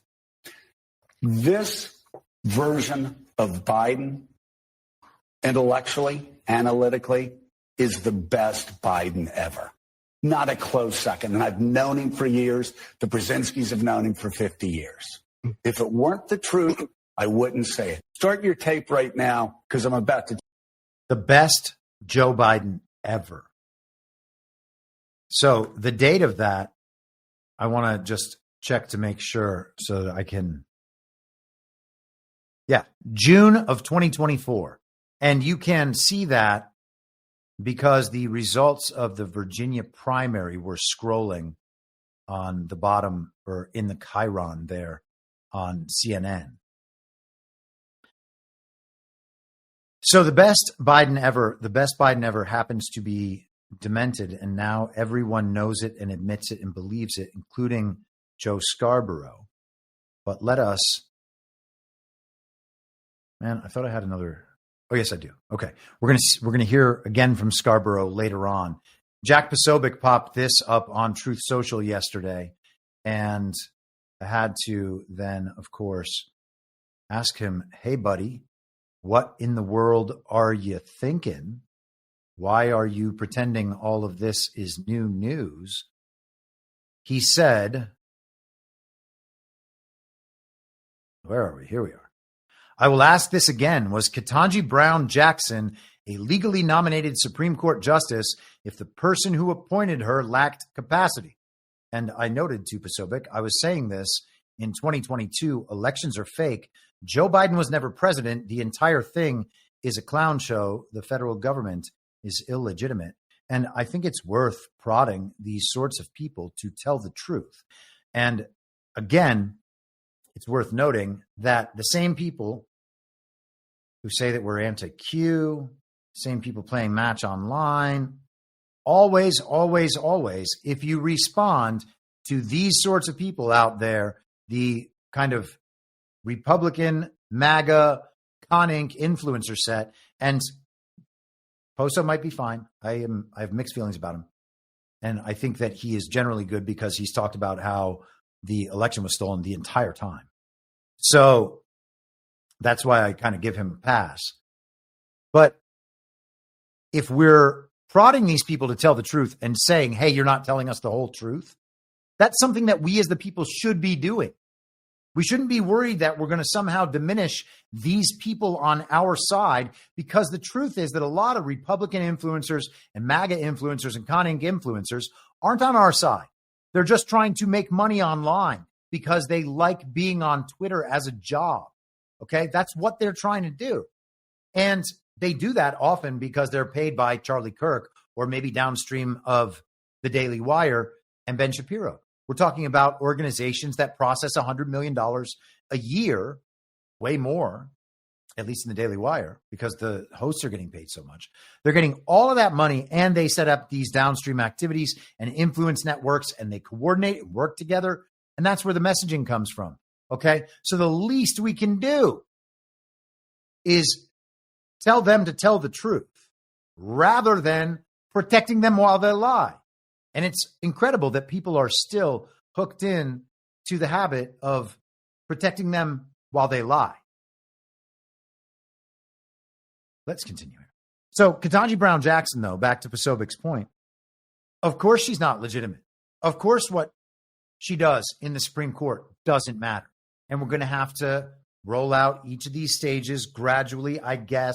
I think that that's what we can take from Poso's comment, because Poso is somewhere in the Bannon orbit generally in terms of how he's spinning out narrative operations. And so people are beginning to come to terms with the fact that Joe Biden's entire presidency can be overridden due to his illegitimacy, due to the dementia, due to the autopen. And then we need to begin understanding the knock-on effects, which are such as, I don't know if that makes,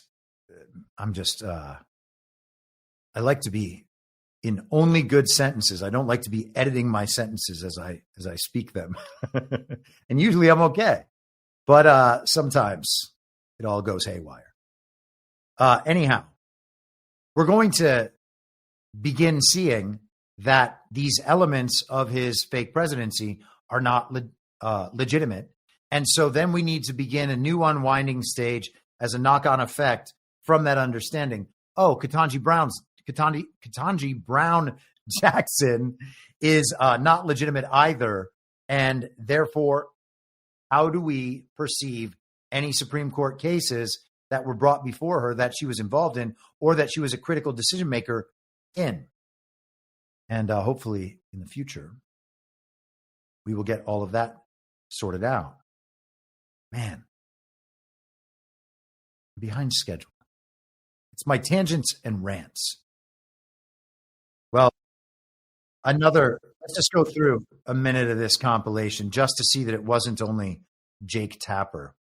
And I'm not going to linger on. Does the president have the stamina, physically and mentally, do you think, to continue on even after 2024? Don, you're asking me this question. Oh my gosh, he's the president of the United States. You know, I can't even keep up with him. The most difficult part about a meeting with President Biden is preparing for it, because he is sharp, intensely probing, and detail-oriented and focused. I can testify because I've been working very closely with this president for the past 2 years. I've been knowing him for 30 years. And I'm telling you, this guy's tough. He's smart. He's on his game. Joe Biden has vision. He has knowledge.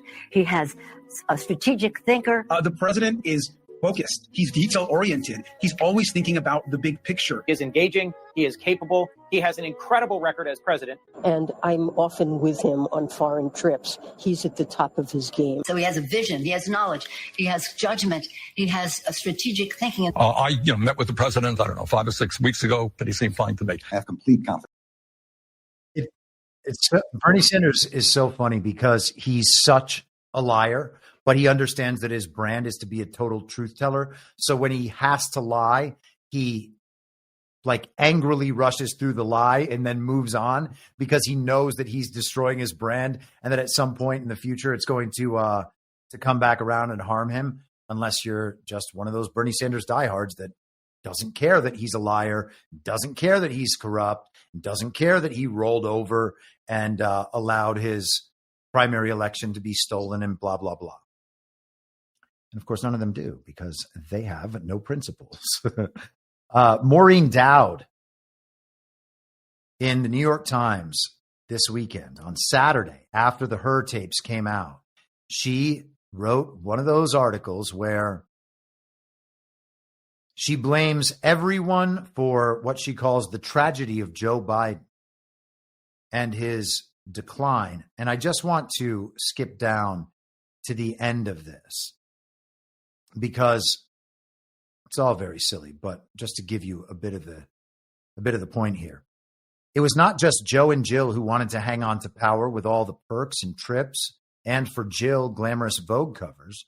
It was also their advisors, Mike Donnellan, Steve Ricchetti,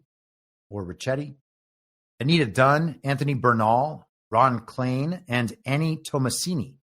The Palace Guard, as Chuck Schumer derisively dubbed top Biden advisors, slid from sycophancy to solipsism. The more Biden was out of it, the more his hours and responsibilities were curtailed. The more of a vacuum there was at the top, the more power the advisors had. They treated his alarming deterioration like a political vulnerability, something to be concealed, not a matter of concern to all Americans, something we had a right to know. Ah, yes, honest journalism peeks its head again. It took the Democrats far too long to acknowledge and push back against what Americans could see with their own eyes. Democratic poobahs and lawmakers were silent when they should have been screaming that the Republicans are now, with Trump's egregious assaults on the Constitution, his cringy grifting, his crazed revenge moves against anyone who has crossed him, and his loony Truth Social screeds attacking Bruce Springsteen and Taylor Swift. And so Maureen Dowd had to get in whatever shots on Trump she could muster within an article that has nothing to do about Donald Trump. Egregious assaults on the Constitution, his cringy grifting. These people are crazy. The Bidens and their allies still try to prove Biden is all there. He has done interviews on The View with Jill and the BBC on his own, acting as though what happened was not a shocking tableau of duplicity. And again, it is a very typical sort of regime mea culpa, where they take responsibility for not getting it right, but then let you know that it was someone else's fault. And then the last part of that is to show how that person also can't be held responsible either, unless you want to be a bad person. So mistakes were made, but not by me. It was by someone else, and their mistakes caused me to make mistakes, but you can't really hold it against me because I was just going on what I knew. It's like when Ben Shapiro said, hey, gang, sorry that I told you all to get the vax. Sorry that I told you I trusted the experts. Sorry that I told you my wife's a doctor. Whoops. I trusted the experts. That's what my culture led me to do.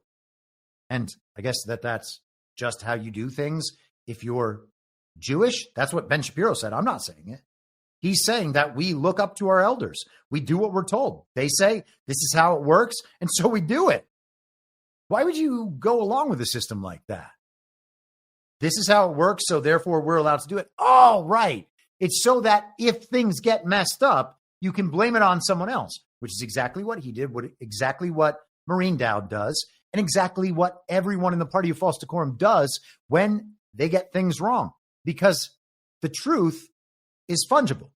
It's whatever increases your reputation and your status in the party of false decorum. And when that goes wrong, well, then you just blame it on somebody else so that your reputation cannot be slighted. It is a very typical game that they continue to play. And you can see it on display here from Maureen Dowd, but it matters more in the broader context. And I was going to go through Trump's post about Bruce Springsteen today, talking about, actually, let's just do this quick because there are two of them and they're interesting. I don't know how much we're going to see of this in the future, but it seems like there's something new forming here.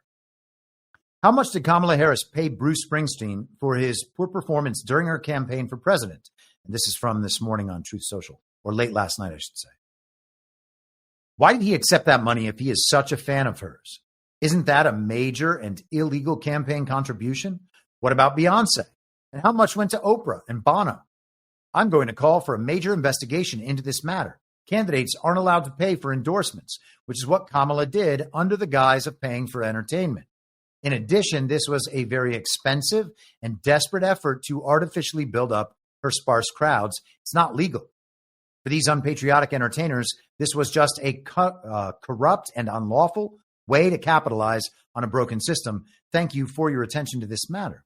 And he wasn't done there. He went on with a similar claim about Beyonce. According to news reports, Beyonce was paid $11 million to walk onto a stage, quickly endorse Kamala, and walk off to loud booing for having never performed. Not even one song. Remember, the Democrats and Kamala illegally paid her millions of dollars for doing nothing other than giving Kamala a full-throated endorsement. This is an illegal election scam at the highest level. It is an illegal campaign contribution. Bruce Springsteen, Oprah, Bono, and perhaps many others have a lot of explaining to do. And so that will be very interesting. And it's very much in line with what he's going after CBS for. Now, you can flip it around. Why didn't Kamala perform? Why didn't Beyonce perform for the Kamala event? Everybody in that building, there was something like 30,000 people there, were there to see Beyonce perform, not to see Kamala talk and give her 16-minute speech over again. But she didn't perform.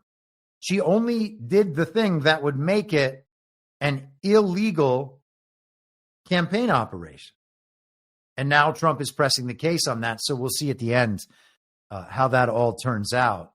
But a very interesting new path being opened into what constitutes illegal campaign contributions, illegal campaign influence and activity, and gifts to the campaign. You can't pay for endorsements. If Beyonce got paid $11 million to come out and endorse without performing, what did she get paid for if not the endorsement? And of course, the entire event was designed to make it look like Kamala actually had people supporting her, which of course she didn't. So into the final phase of this operation to wrap things up on Joe Biden and make sure that the public knows it can't hold Joe Biden accountable. Now, I would never wish cancer on anyone, and I certainly wouldn't wish cancer on the fake president, Joe Biden. But this is what we have now. Joe Biden with aggressive prostate cancer that has reached the bone, we are being told. Biden health shock. Top doctors stunned Biden's cancer diagnosis wasn't caught sooner. It is inconceivable. And this is the Daily Mail.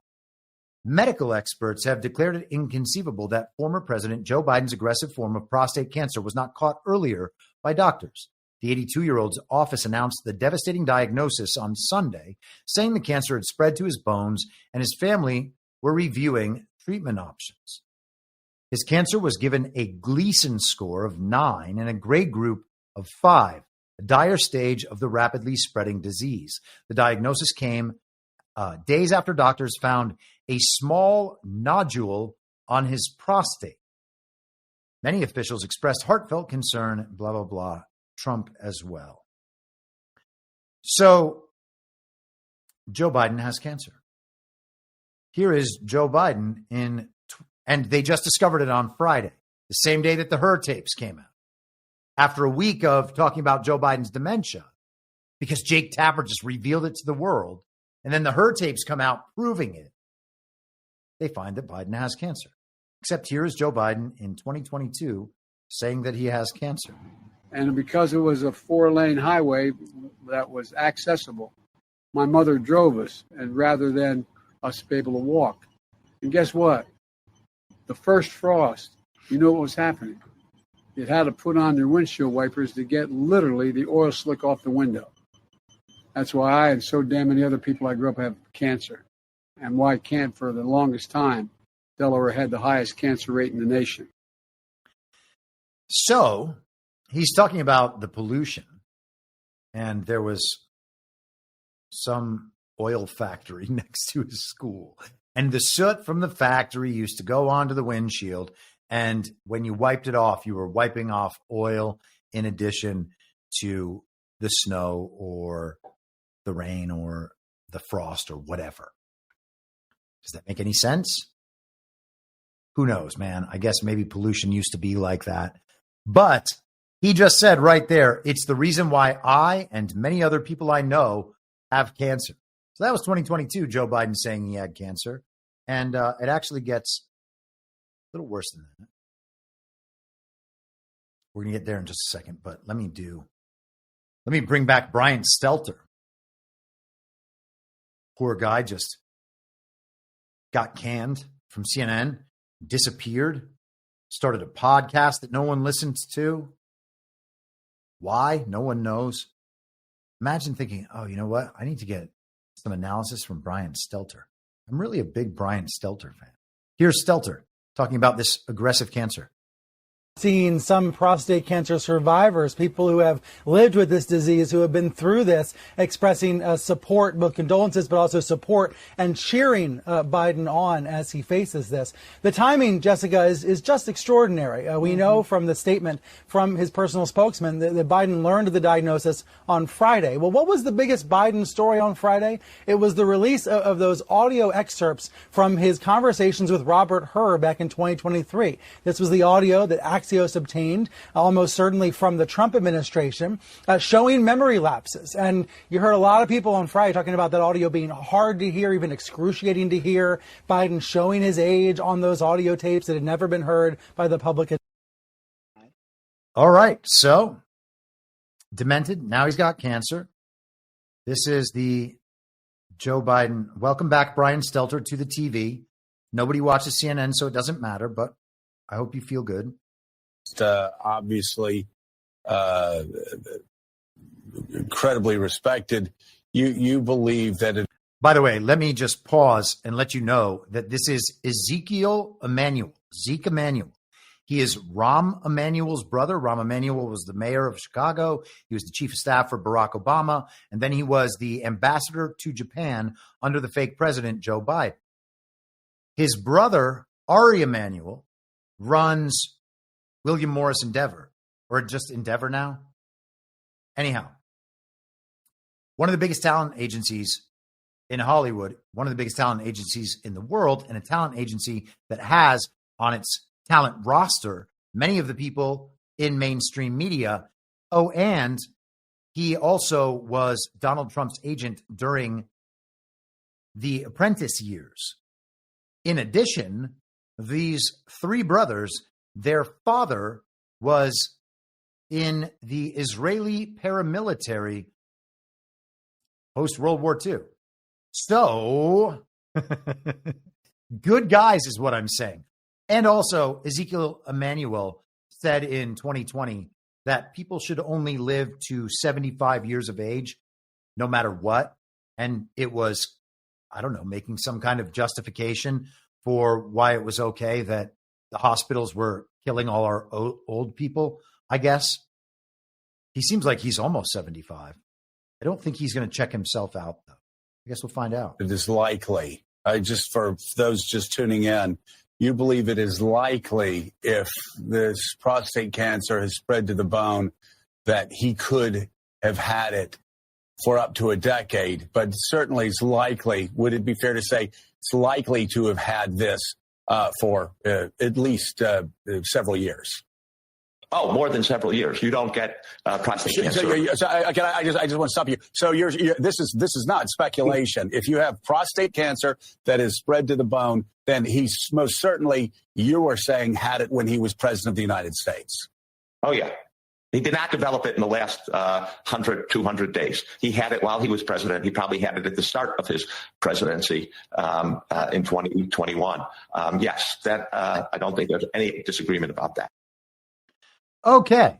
So from a medical standpoint, there's absolutely no way that Joe Biden could have possibly just gotten this cancer on Friday.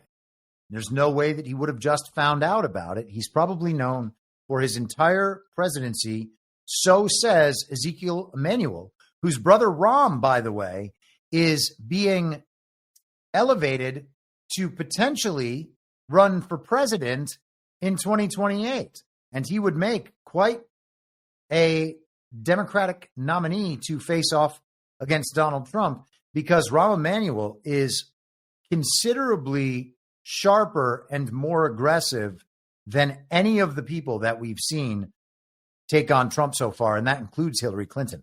Obviously, Joe Biden is a doddering old fool, if he even exists, and Kamala is retarded.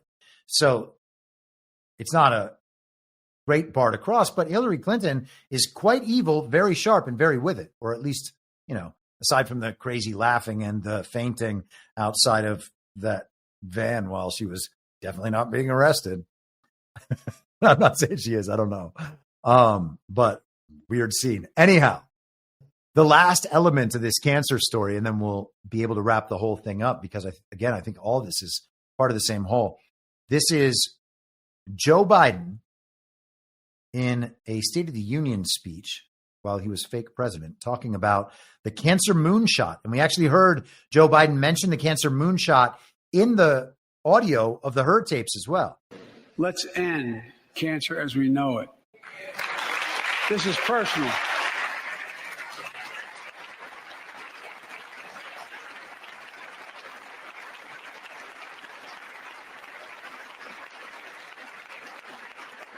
This is personal to me and to Jill and to Kamala and so many of you.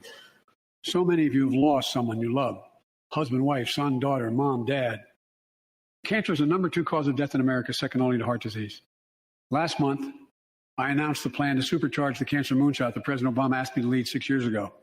Our goal is to cut cancer death rates by at least 50% over the next 25 years. I think we can do better than that. So the cancer moonshot, Obama started it, but it's Biden who's the face of it. So wrapping all this up, we have Joe Biden going out on The View. They're presenting him to the public. Look, Joe Biden's still here. He's doing just fine. Yes, he flubs his words, but he was doing that when he was a younger man. It's not a sign of his mental incapacitation. It's just that he was a stutterer as a kid, and he's not always the most cleanly spoken fellow. Okay? That's the presentation we got for years. They're reiterating that so that it's fresh in our memories. Then at the same time, Jake Tapper comes out and puts out a book letting us know that Joe Biden was actually demented the whole time. The entire American public already knew that because we have eyes and ears and we can watch how he operates. But a lot of people denied it. A lot of people lied about it. A lot of people covered it up, most particularly the media. But they don't want to take responsibility. So again, mistakes were made, but not by me. Therefore, they were made by the Biden administration and the Democrats around him that couldn't admit that Biden's condition had deteriorated, as if it wasn't that way the entire time during the 2020 campaign, when we saw him literally reading off a computer screen for his answers, being given the questions in advance, maybe just having words typed into a monitor while he was watching so that he could say those words in response to a question. The questions, of course, already being scripted, and we were shown all that. We were able to see all that. Okay. So we have that. Then we have the Hur tapes. He's definitely demented. Then we have another wave of the mistakes were made, but not by me. They hid this cancer from, or they hid this dementia from us. And then once everybody knows Joe Biden is a bad guy, he can't get credit for anything. He wasn't even really running his presidency. Then we're told Joe Biden actually has really aggressive cancer and he could die at any moment. Now, when will that moment be? I guess we don't ultimately know. Could have already happened, because we're just in that sort of world. Unfortunately, it would be nice if it wasn't that way, but can they just create a Joe Biden and do videos of Joe Biden and put him on a television show like The View? Yeah, of course they can do that. AI could do that. Of course they can do that. Okay. I'm not saying that's what's happening. We talked about the clones. We talked about all these things numerous times. I'm not saying that's what's happening. I'm just saying it can happen. Okay. And so to suggest that it can't happen and that definitely all of this is real, I don't buy into that. Okay. Mistakes were made, but not by me. Media is saying mistakes were by the Democrats. They want to get rid of all their responsibility. And now the situation happens where no one can hold Biden accountable because he's already dying from cancer. When will that be? We don't know. But I would suggest that it would be June 6th, 7th, or 8th.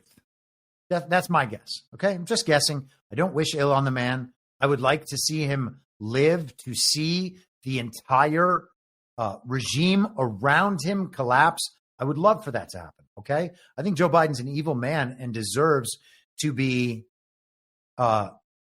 cognizant and alive while he's held accountable. Okay. This seems like an easy way out. And I don't mean easy way out that there's no suffering, but I mean, if he was just on TV last week, then he's doing relatively okay as far as his level of suffering is concerned. I don't wish any ill on the man, but I would suspect it'll be around then, because that would be the moment. And sorry if the feed just dropped again. I don't know what's happening with my internet, but because that would be the moment that they would be able to dominate a media cycle in the lead up to the Trump birthday and military parade and the rest of it. It's Trump's birthday. It's America's birthday, military parade. So you would think a week before that, let's cover it up with a state funeral. We're going to focus everything on the state funeral. We're going to ignore these other things going on, or we're going to capture all these images for the future where, fake news is future history. So they can present it as the military parade and the state funeral. But in the future, what we're going to hear is this parade was happening on the same weekend or same week as Joe Biden's state funeral, as though the entire country and the military and everything is coming out in remembrance of this great man who also, by the way, cured cancer, because that's what we're going to get to. So Joe Biden, terrible president, but he cured cancer, just not in time to save himself. Too bad, so sad. And then we have the perfect narrative operation and the wrap up for the entire thing. Now, in the fall, I think it was late October of 2020 when I first suggested this. And you could go back and listen to the old episodes and find it eventually during 2020. So I have no qualms about saying this. I don't know exactly when it was, but some point after the release of the story about Hunter Biden's laptop, I wondered aloud on this podcast why Joe Biden would be chosen for this role, because the system's obviously controlled and fake. And Joe Biden is obviously demented, not up to the task of being president, not getting elected in any real sense. Oh, and there's now this massive proof of his corruption via his son's corruption. And all of this is out there for the American public. So why in the world would Obama, with the Democrats, or if everything's controlled in a quote unquote white hat sort of sense, would he be chosen as the guy with all of this baggage? It just doesn't make sense. And so I was like, I think that the reason is because Joe Biden's going to be a fall guy. Joe Biden is going to come in. He's going to do the worst things ever to the country. Everyone is going to loathe the policies, and by virtue of that, eventually loathe him. And when they have to shuffle Joe Biden out of there for old age or for whatever else, much like they shuffled him out for Kamala in 2024, or I thought perhaps he would we would hear the story that he died in office, then he would be replaced. The suffering would be turned down just slightly so that everybody thinks, oh, this new Democrat is better than the old Democrat. We're back on board with Democrats now. And all you got to do is shuffle Joe Biden off into that good night. You give him a sympathy story, a sympathetic story like this one, and you can't even blame him anymore. And the whole thing is done and dusted. They've implemented the agenda. People hated it, but didn't have the power to reject it. And then they swapped someone else in, turned the agenda down just slightly so we would feel a little bit better. We're going to get rid of some DEI for you or something. And now you can't be mad at us anymore, because I know it's just really the woke stuff that you're really upset about. And of course, that's what most people are really upset about, because the Con Inc. podcast sphere talks to them about that all day. It makes all the woke issues the biggest issues. So this is a grand operation to alleviate any accountability or responsibility from the regime for this entire period. It is all going to be flushed out in the body of Joe Biden. And you could go back to Rene Girard and discussions about scapegoating and the rest of it. Joe Biden will be the scapegoat for everything bad the regime has done for the last 60 years because Joe Biden was there the whole time. He was part of it the whole time. All right? The 90s crime bills that incarcerated such a huge portion of male Black America. Joe Biden, right? All of it. The Obama administration, the ridiculous fake Biden presidency and all the corruption that went along with it at every step of the way. Joe Biden's own corruption, his selling out American interests to foreign adversaries, all of it. Joe Biden was there for it. So they can package it all up, plus the perversion. You got to remember the perversion and all the sexual degradation that was present on the laptop, that was present in Ashley Biden's own diary, his daughter complaining about how she, I don't even want to say it, just disgusting stuff, okay? Showers with my father. She said she used to, I guess I will say it because what's the point of hiding it? It's in her diary. I mean, the diary is proven real as far as anyone can tell. Marco Polo has laid out the entire transcript of that diary. You can go find that. Go to here'shunter.com. She said that she used to beat her vagina to the sound of her parents having sex in the other room. These kids were totally scarred emotionally. Joe Biden may well be responsible for the death of his first wife and first daughter. So the whole family is just the most degenerate and awful group of people anyone can ever imagine. And maybe Hunter has come clean on it at all. We should still leave the possibility for that. Maybe Ashley's doing the same thing. And if so, so be it. It's not my place to judge them. God can sort that out. But if the central narrative story is to be believed, he really is that awful. And so all of that gets packaged up in the scapegoat, in the person of Joe Biden. And then he becomes the fall guy. And we've had our cycles of blaming Joe Biden now. Now they're saying Joe Biden can't be blamed anymore. Now he has cancer. If you're blaming him for these problems, if you're trying to diminish him and who he was as president, well, then you're just a bad person. So that gives us the entire wrap up on that operation, an operation I projected again 4.5 years ago. Why? Because I start with the principle that all of this is controlled. Okay. And I don't know who it's controlled by, but we have a pretty good idea of what their agendas and motivations are. And so then we can watch reality as it emerges, map it onto our understanding of the bigger picture, and try to be honest the whole time and have a pretty reliable system for figuring out where things are headed. Okay. If you understand the playbook, you understand that something like this is not only possible, it's a key part of the playbook because this allows them to avoid accountability and responsibility for absolutely anything they do, and then move on, still in control, still in power, and people actually being punished socially for calling them to account. All right. So we have been there on a number of storylines, and we're going to be there on the Joe Biden storyline, and we can see the entire thing taking shape right now as it reaches its always inevitable conclusion. And with that, let us go to, how are we doing on time? Man, I always think we're doing good on time.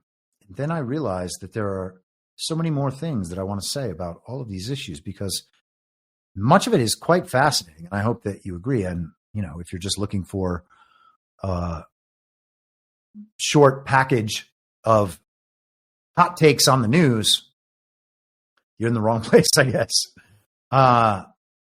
We talked about the arguments over nationwide injunctions last week, and we talked about birthright citizenship, And we talked about Supreme Court decisions and other court decisions dealing with Trump's efforts against immigration. This is today in Reuters. U.S. Supreme Court lets Trump end deportation for Venezuelans.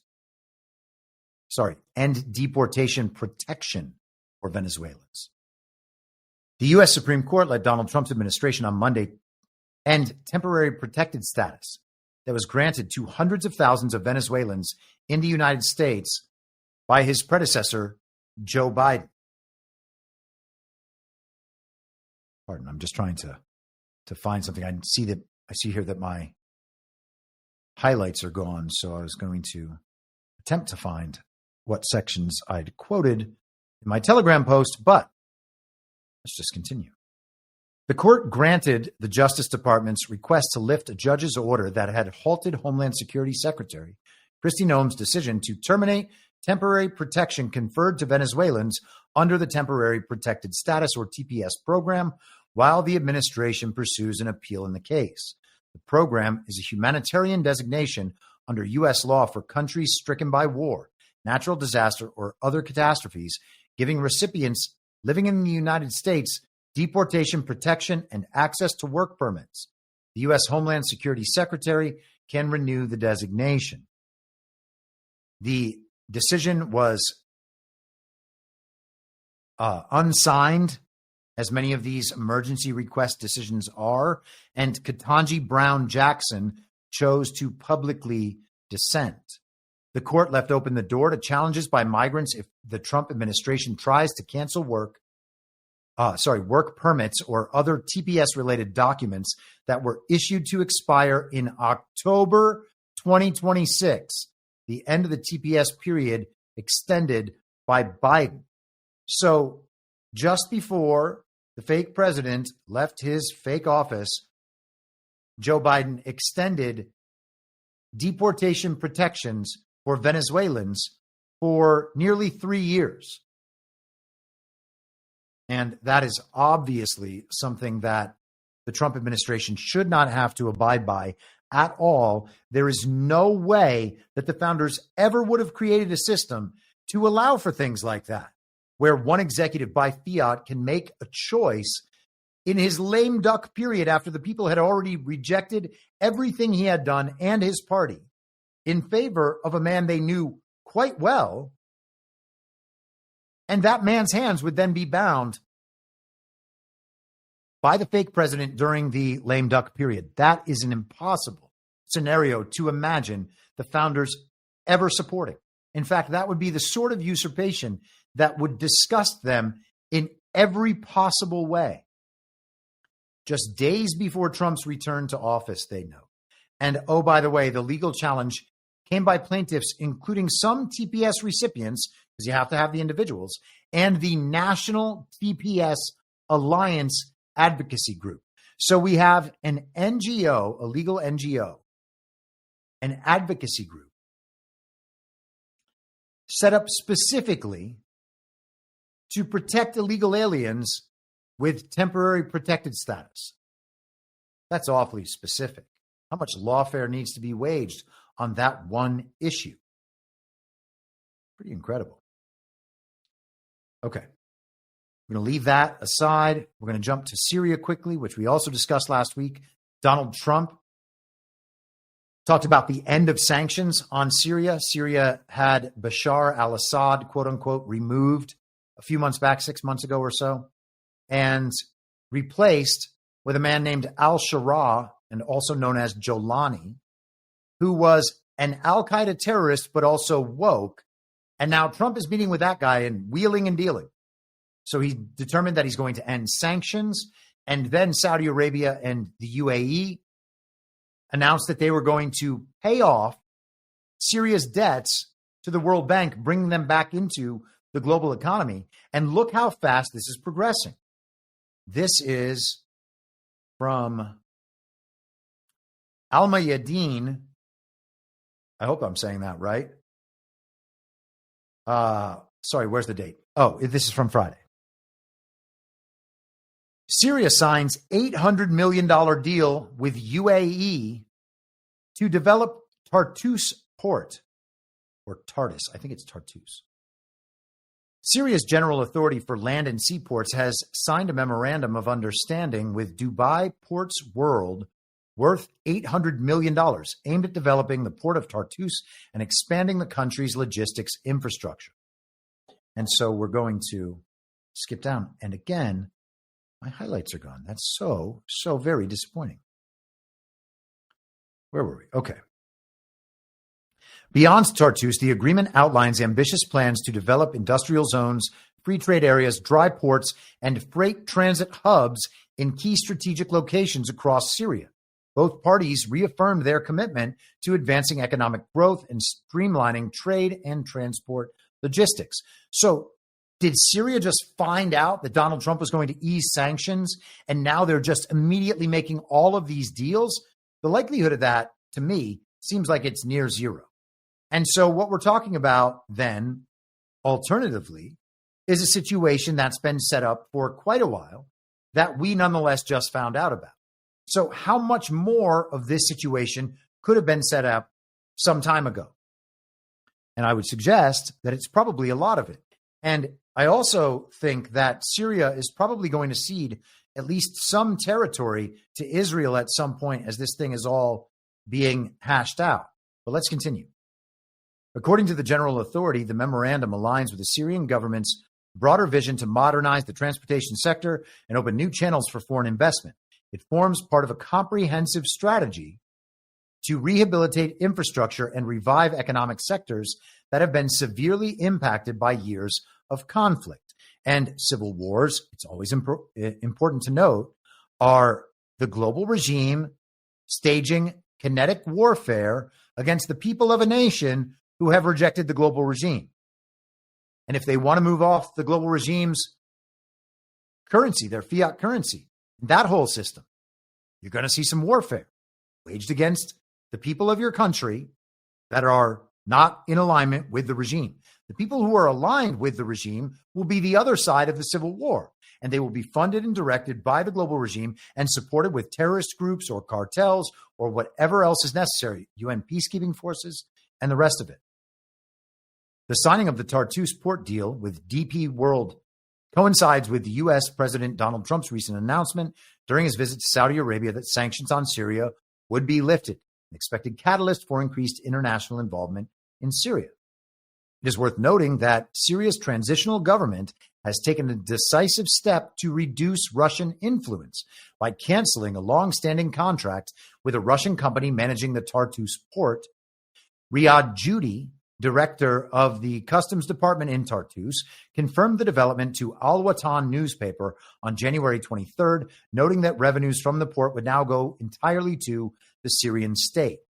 And just to this last paragraph here, the Tartus port, Syria's second largest after Latakia, is a critical Mediterranean hub with a capacity of 4 million tons annually and home to Russia's only naval base in the region. Established in 1971 by the Soviet Union and later expanded in 2017, the base has served as a strategic outpost for Russian military operations in the Middle East and a support position for the anti-regime faction in the Syrian civil war. So Russia's moving out and the Middle Eastern countries are moving in. And that sounds a whole lot like the idea of regions of responsibility, where these sovereign nationalist nations, the powers in the region, are taking a responsibility for these destabilized states that were destabilized by the global regime, and incorporating them into the economy so that they have the resources and the backup to be fortified against a re-infiltration from the global regime. And I think that that's what we see right here. And I would suggest that that framing is something that we see pretty commonly, including in the countries in Africa that have had the support of Russia and of China. And so Russia is saying, okay, well, mission accomplished in this situation. We've got Bashar al-Assad for now. Remember, Assad escaped to Russia in the overthrow of his regime. And I would expect that Assad will eventually go back. but Russia's moving out, giving the country back to the Syrians and to its regional partners. That's a big deal. Okay, now to foreign elections, and maybe we'll get through this quickly. I'll do what I can to keep things moving along, checking the chat, checking you out over on Substack and on YouTube as well. Thank you guys all for tuning into the show on this here Monday afternoon. But let us continue our march forward. We talked about the Polish election last week, and they had that election yesterday. And this is The Economist, again, one of the elite mouthpieces of the global regime's propaganda apparatus. The liberal favorite stumbles in Poland's presidential election. Oh, man, all my highlights gone. I'm really disappointed in my highlight thing. Although, free internet browser extensions cannot be depended upon as much as we might like. Okay. We're good here. It was no surprise that Rafal Trzaskowski, how did I decide to say it the other day? Trzaskowski? Whatever. The liberal mayor of Warsaw finished ahead of Karol Nawrocki, the candidate backed by the main hard right opposition party, in the first round of the country's presidential elections on May 18th. The surprise was that the margin was so tight. Mr. Trzaskowski, took 30.8% of the vote compared to 29.1% for Mr. Nawrocki, according to exit polls. Polls beforehand had put Mr. I'm going to say it different every time. Trzaskowski much farther ahead. For Mr. T is what I'm going to call him from here on out. For the government of Prime Minister Donald Tusk, which is counting on the Warsaw mayor's victory to push through its stalled agenda, and that being the global regime's agenda, the result is a worrying sign. Since neither man topped the 50% needed to win outright, Mr. T, the deputy head of Mr. Tusk's centrist civic platform, and of course they're described as centrist there because they can't be described as far left or else it would be impossible for them to win. The regime doesn't care which branding they have to operate under. The regime is just as happy to operate under Republican as Democrat, the uniparty right and the uniparty left. It doesn't matter what the branding is, and the indication of where they are on the political spectrum can't even be counted on, to be honest, but on a real level, it certainly doesn't matter at all. So the head of the civic platform will face Mr. Nawrocki, a historian backed by the Nationalist Law and Justice Party, in a runoff on June 1st. Okay, and so the rest of the candidates were minor candidates. They note that this guy Braun, a member of the European Parliament, who spreads conspiracy theories about Jews, drew an estimated 6.2%. How could he even get that much while spreading conspiracy theories? What a big jerk. Let's skip down. Mr. Nawrocki and PIS have sought to make the election into a referendum on Mr. Tusk's government. That will remain their theme in the runoff. 17 months of Mr. Tusk's rule have disappointed most polls. His government, an alliance of free marketeers, conservatives, leftists, and Greens, has been unable to deliver on many of its promises, including a pledge to chip away at Poland's almost complete ban on abortion. So the party, they're framing this party as doing the true work of the Polish people, but Duda being president, Trump's guy Duda being president, that's what's thwarted their ability to pass their agenda, which the people really want, even though the people aren't voting for that agenda, despite this centrist government having free marketeers and conservatives in addition to their leftists and Greens. And again, think about the uniparty here in America. Think about the Republican establishment. Think about the Libertarian Party, right? They would be the Libertarian Party would be the supposed free marketeers, but they believe in free trade so far as it's not free trade. The global system of trade operated from the top down with their controls, not tariffs or leverage manipulations within the markets. This is free market operation, not the regime version. Our Libertarian Party in America suffers under a total inversion within the false reality, as does our Republican establishment. They ostensibly support a bunch of things that they don't actually support at all. In fact, they support the opposite. So the same is true here in Poland, and we can see the manipulations right up front. A standoff with current PIS-backed President Andrzej Duda is one reason. The other is divisions within Mr. Tusk's ruling alliance. What unites them is their opposition to PIS, but not much else. And so that's the same thing for the American Uniparty. And it is similarly failing because people don't believe it. And now I want to scroll down right here. Okay, so let's hear about their system, because I've talked about their system many times, and now we have it on full display. And now we have a regime mouthpiece within their propaganda apparatus telling us about how politics in Poland operate.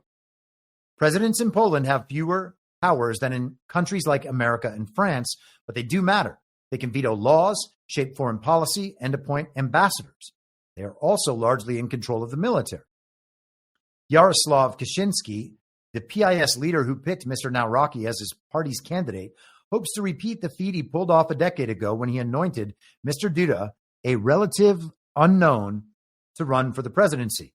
Mr. Duda pulled off an upset by defeating the Civic Platform incumbent and won a second term in 2020 when he prevailed over Mr. T by a thin margin. Okay? So he's won twice. A decade ago, back during the Trump and Brexit period, and then again in 2020. And knowing that elections are fake everywhere, not just here, why would Mr. Duda have been put in that position? Because despite the regime's efforts and the media's efforts, however powerful they might be in Poland, they still have this as the backstop for anything going terribly wrong.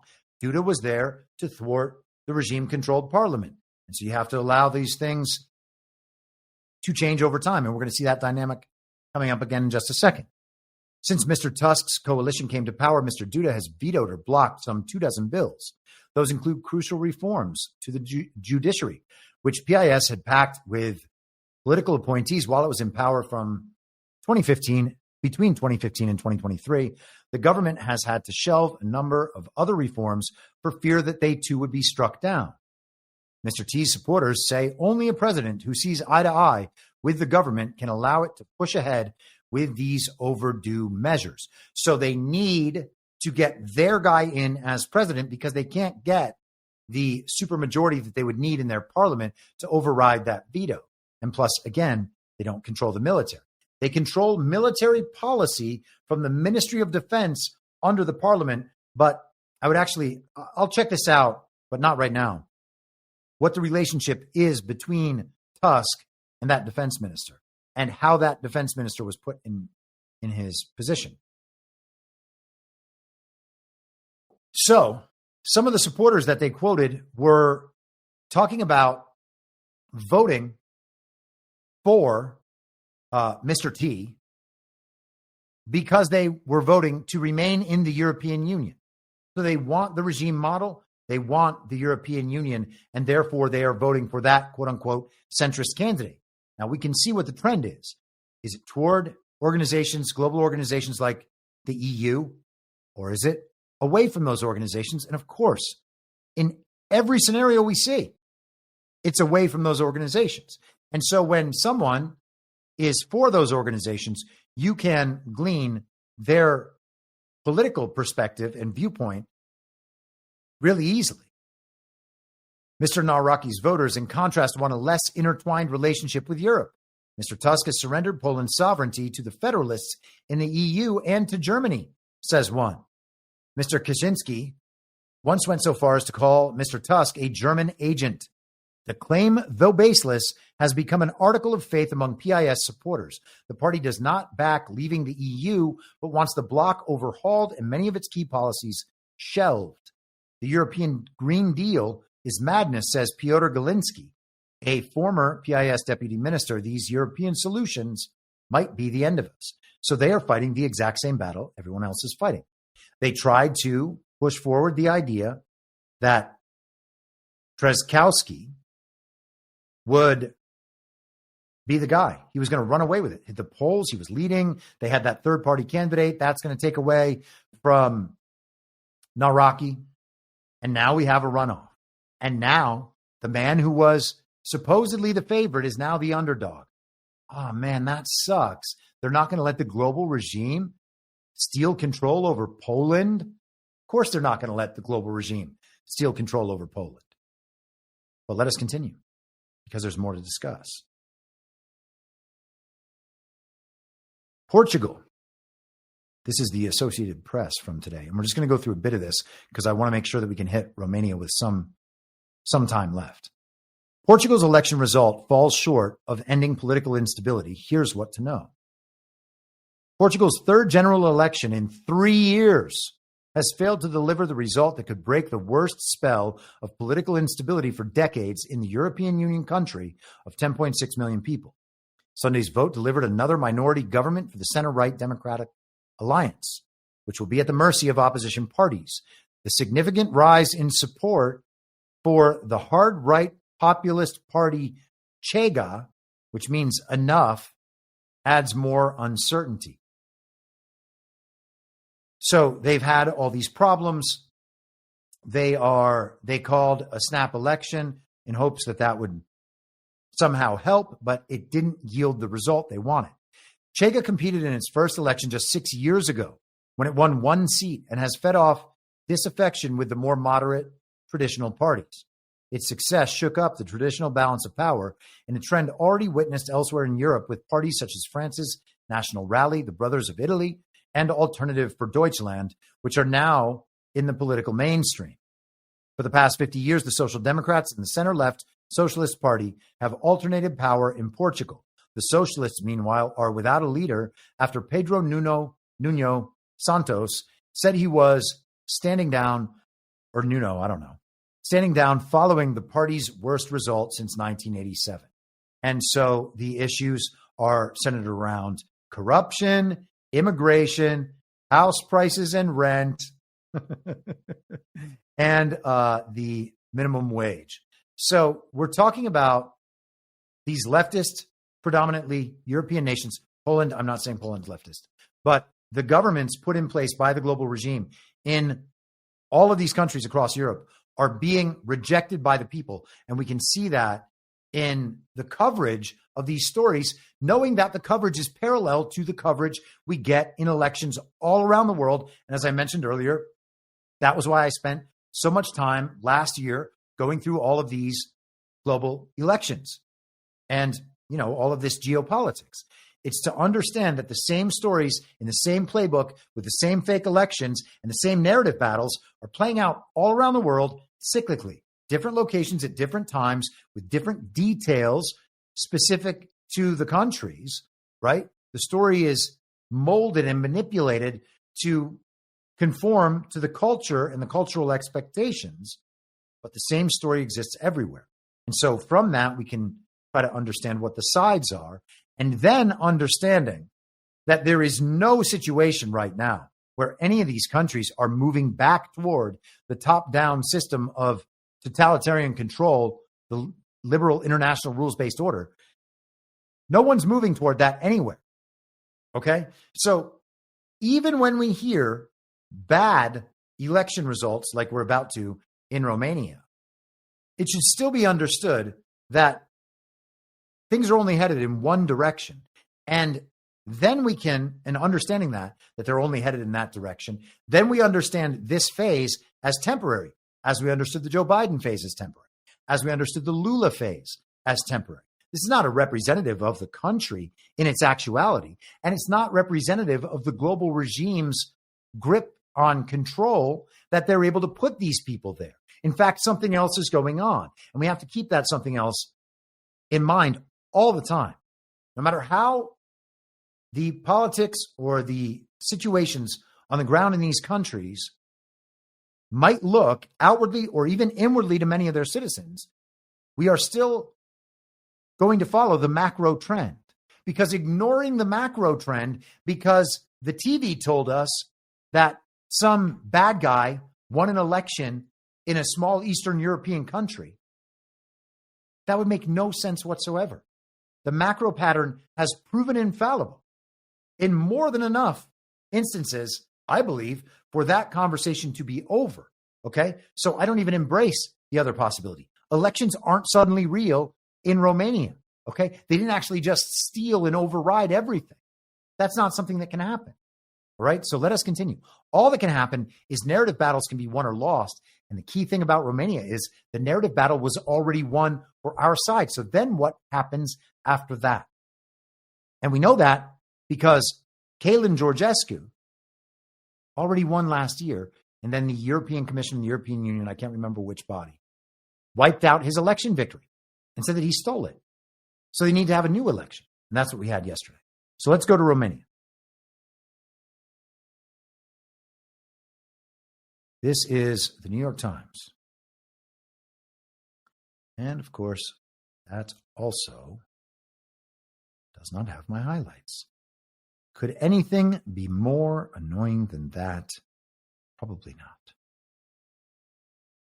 We're almost there, though, I promise.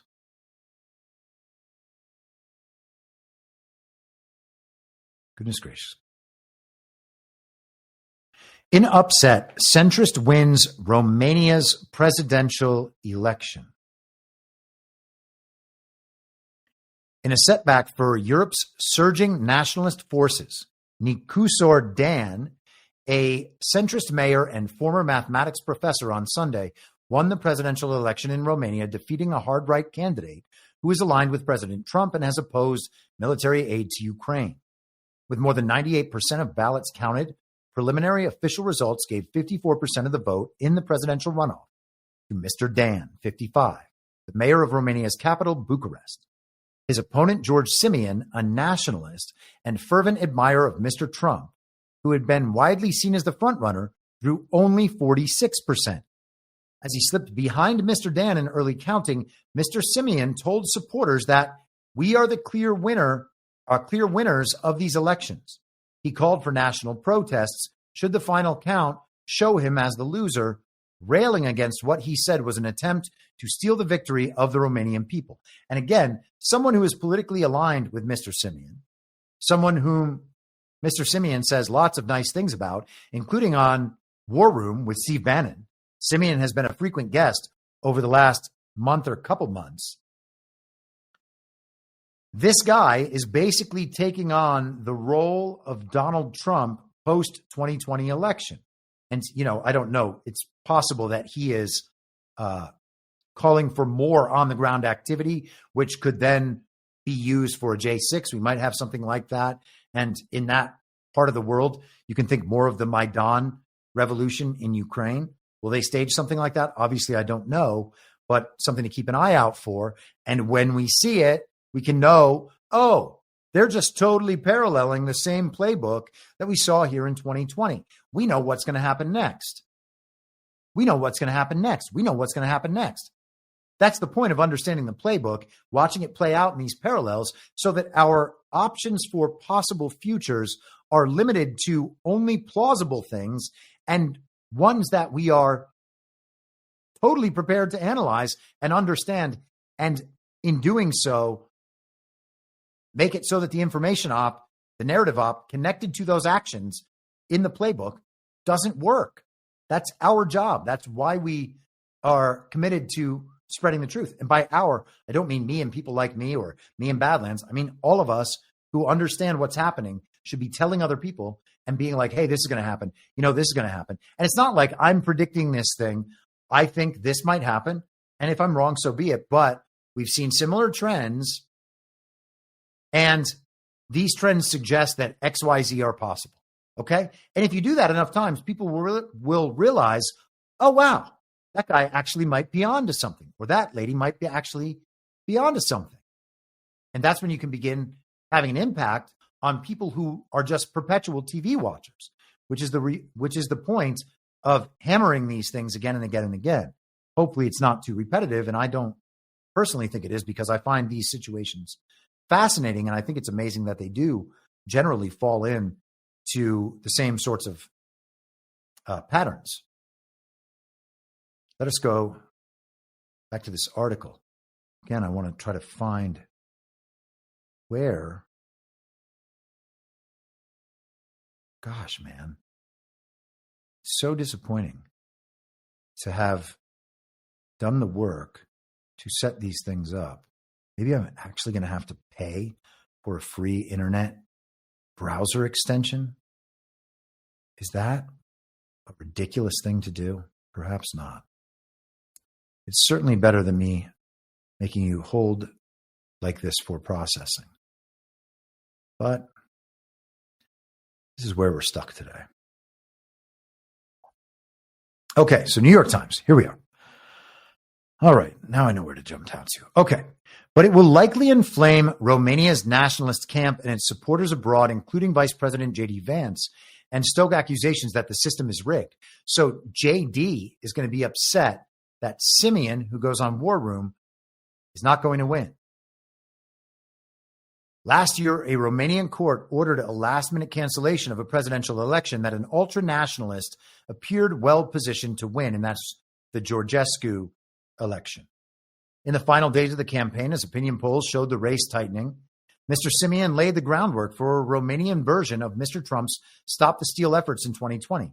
He insisted that only electoral fraud could prevent him from winning. And again, elections are fake. On Sunday, shortly before voting ended, Mr. Simeon claimed that many deceased people had appeared on electoral lists, echoing the claims of Mr. Trump after he lost the 2020 election in the United States. Mr. Simeon provided no evidence to support accusations that his victorious rival had benefited from fraud. And so again, you can see that the narrative operation is going right in line with the narrative operation post-2020. On Sunday, shortly before voting ended, Mr. Simeon claimed that many deceased people... Oh, sorry, I just read that. Sorry, I had one more paragraph. I thought I set it up. Here we are. Apologies. While Mr. Simeon embraced nationalist politics, campaigning to unite Romania with the former Soviet Republic of Moldova, which is largely Romanian-speaking, and bits of Ukraine inhabited by ethnic Romanians, Mr. Dan pursued a more moderate agenda. So this is the part that's being considered extreme and nationalist. Campaigning to unite Romania with the former Soviet Republic of Moldova, which is largely Romanian-speaking, and bits of Ukraine inhabited by ethnic Romanians. Okay, well, now we are on something very, very interesting. What exactly is happening here? Now, unfortunately, I'm going to skip over some of the Pavel Durov censorship stuff that kind of coincides with this. Durov says he was asked and implies that it was by the French government and French intelligence to censor certain political speech in the lead up to this Romanian election to influence the outcome. And his case was basically like, you're asking me to interfere in the election to prevent election interference. That makes no sense. So let's quickly go here to Reuters. This is from today. Kremlin says Romanian election was strange to say the least. All right. So the Kremlin on Monday described Romania's presidential election as strange, saying the pro-Russian candidate who won an aborted vote last year had been unfairly disqualified. So Russia says the election's strange. We know elections are fake. We can accept at face value that Russia is correct that the election is strange, aka it's fake.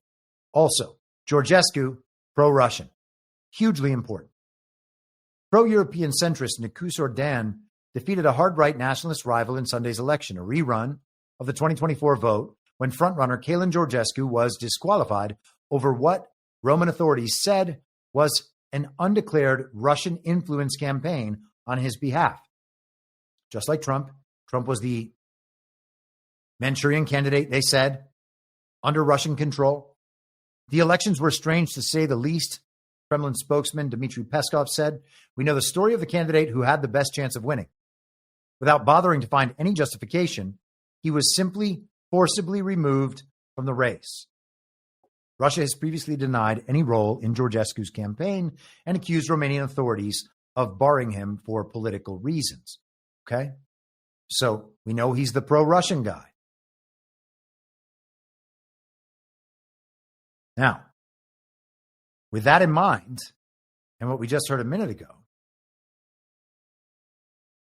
let us go to this, unfortunately, not English video. I'm going to put it up on the screen and I'm going to read the subtitles here. Okay. So this is Lord Bibo over on X. Moldovan politician Victoria Fortune announced her intention to annex the big parts of the Odessa region for Moldova in order to gain access to the sea. Actually, maybe I'll just leave it with Bibo's summary of this video in the interest of time. I believe, post that in the info stream on Telegram, or you can find it on Lord Bibo's Twitter page, May 19th, 9:28 in the morning. So Moldova wants to annex Odessa, the Odessa region. That's Ukraine. And then, of course, Transnistria is the region that runs along the eastern part of Moldova. And we're going to take a look on this, at this in just a second. In fact, let's do a few minutes of this video. I think I can finish this all in the next 15 minutes. So let's shoot for that. I do want to share this video. I think it's really interesting, and I would encourage everyone to go on YouTube, search for "Could Moldova Retake Transnistria" by Professor James Kerr Lindsay, K-E-R, Lindsay with an A. Here we are. Settlement of the dispute for over 30 years, this has failed to produce a breakthrough. But with Russia now tied up in Ukraine, some have suggested that now might indeed be the best moment to retake the territory by force. The Republic of Moldova is in Eastern Europe.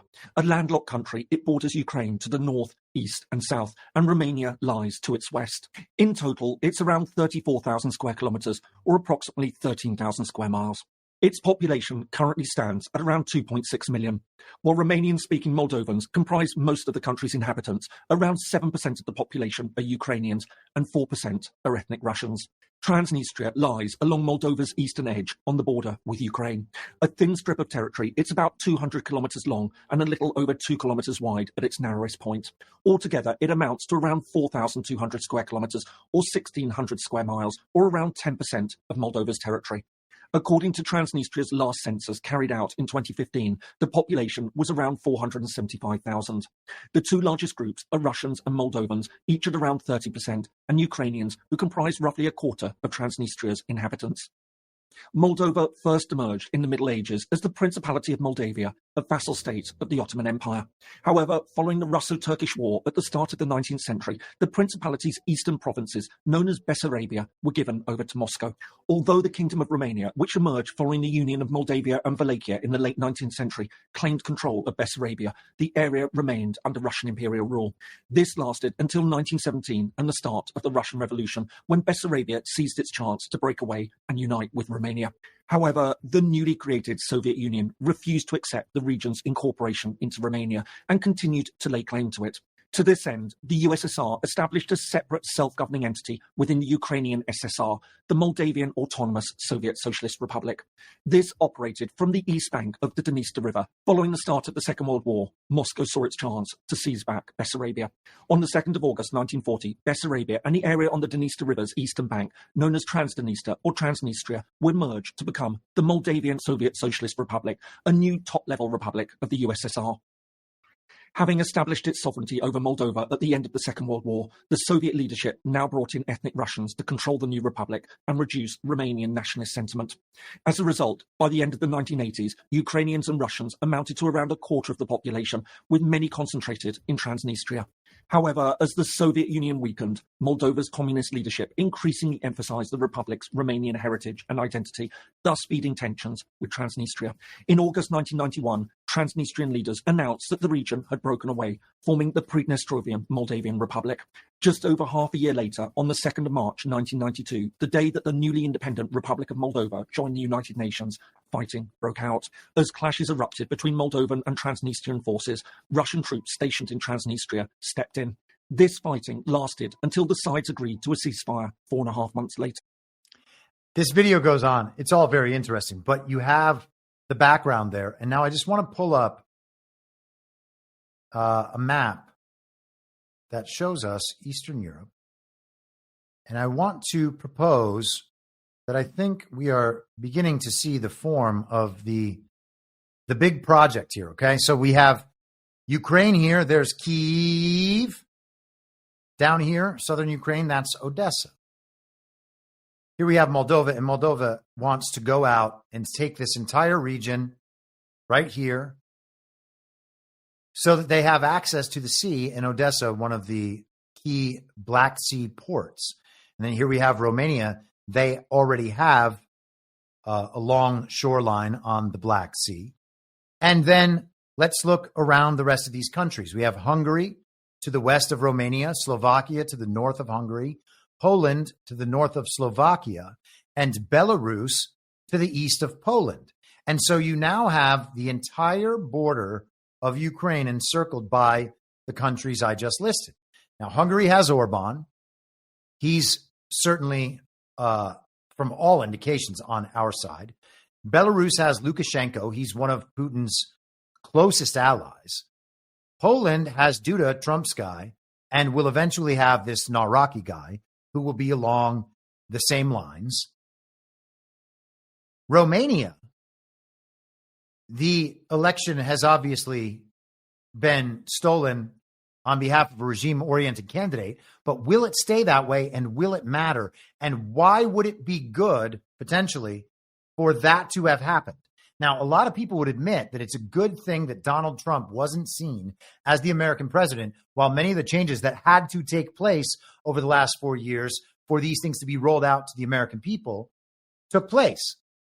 Trump himself says that he's glad that he didn't have to take responsibility for those 4 years. And maybe someday in the future he might. But he's even said that. I'm glad that Joe Biden was there for all of these things to occur. Okay? So just keep that framing in mind, and let's go back to the map and think about this a bit. So we're told Moldova is going to move to their south and east, all the way down to the Black Sea, and maybe as far north as Odessa.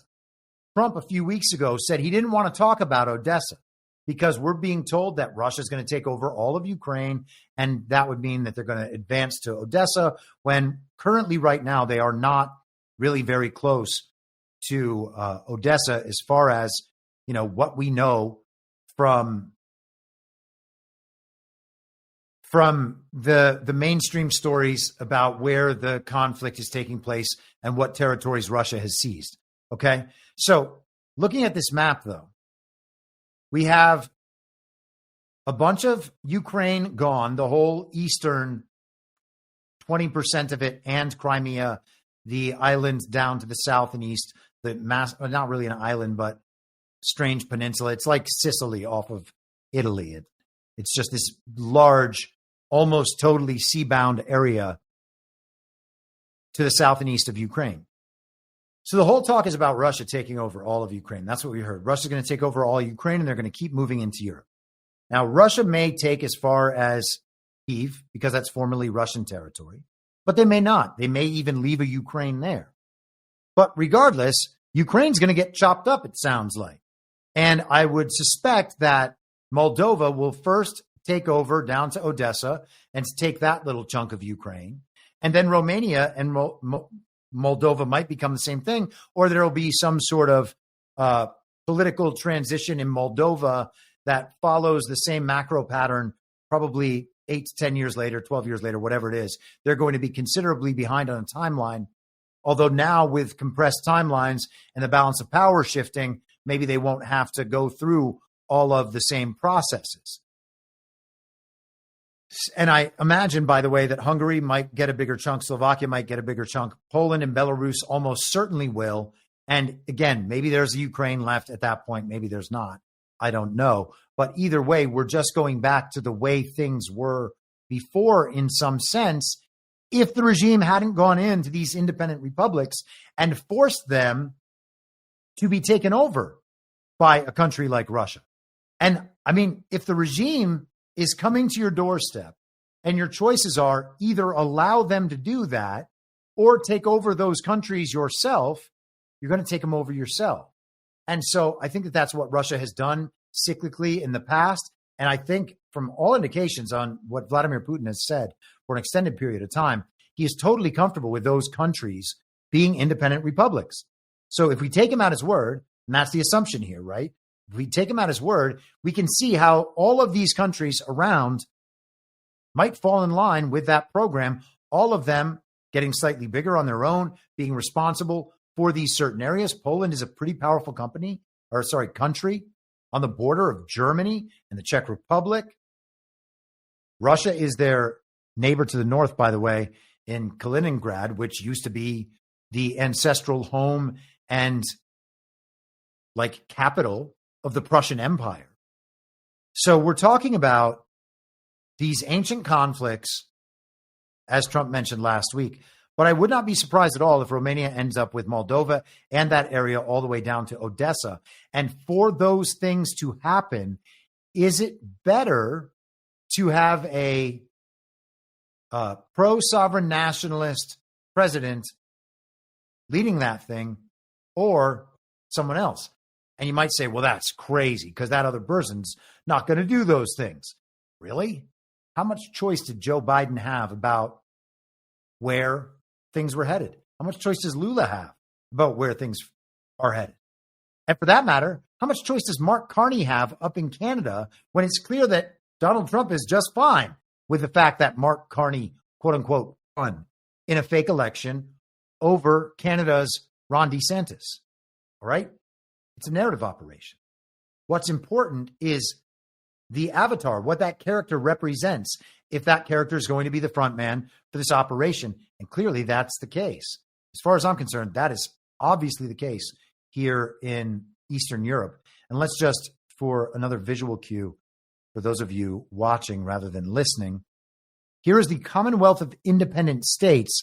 This was a post-Soviet form of the Greater Russia.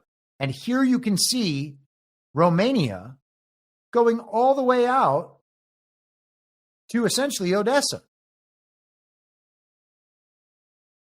Does that matter? Yeah, it's going to matter. And of course, there was no Belarus. It was just part of this Commonwealth and part of, Russia, the Soviet Union, however you want to describe it. So I wanted to know a little bit more about this CIS. So I asked ChatGPT about it. And it turns out Belarus is a founding member of the CIS. The Commonwealth of Independent States is a regional organization formed during the dissolution of the Soviet Union in 1991. Okay, Belarus has remained a full participant and is one of the more active members alongside Russia. Ukraine signed the founding agreement of the CIS in December 1991, but it never ratified the CIS charter. Ukraine has participated in some CIS activities over the years, especially early on, but maintained a non-member observer status technically. After Russia's annexation of Crimea in 2014, Ukraine ceased active participation in the CIS. In 2018, Ukraine formally withdrew from CIS statutory bodies. And so I said, did the Soviet Union possess these lands? And of course, it goes through and says, yes, of course.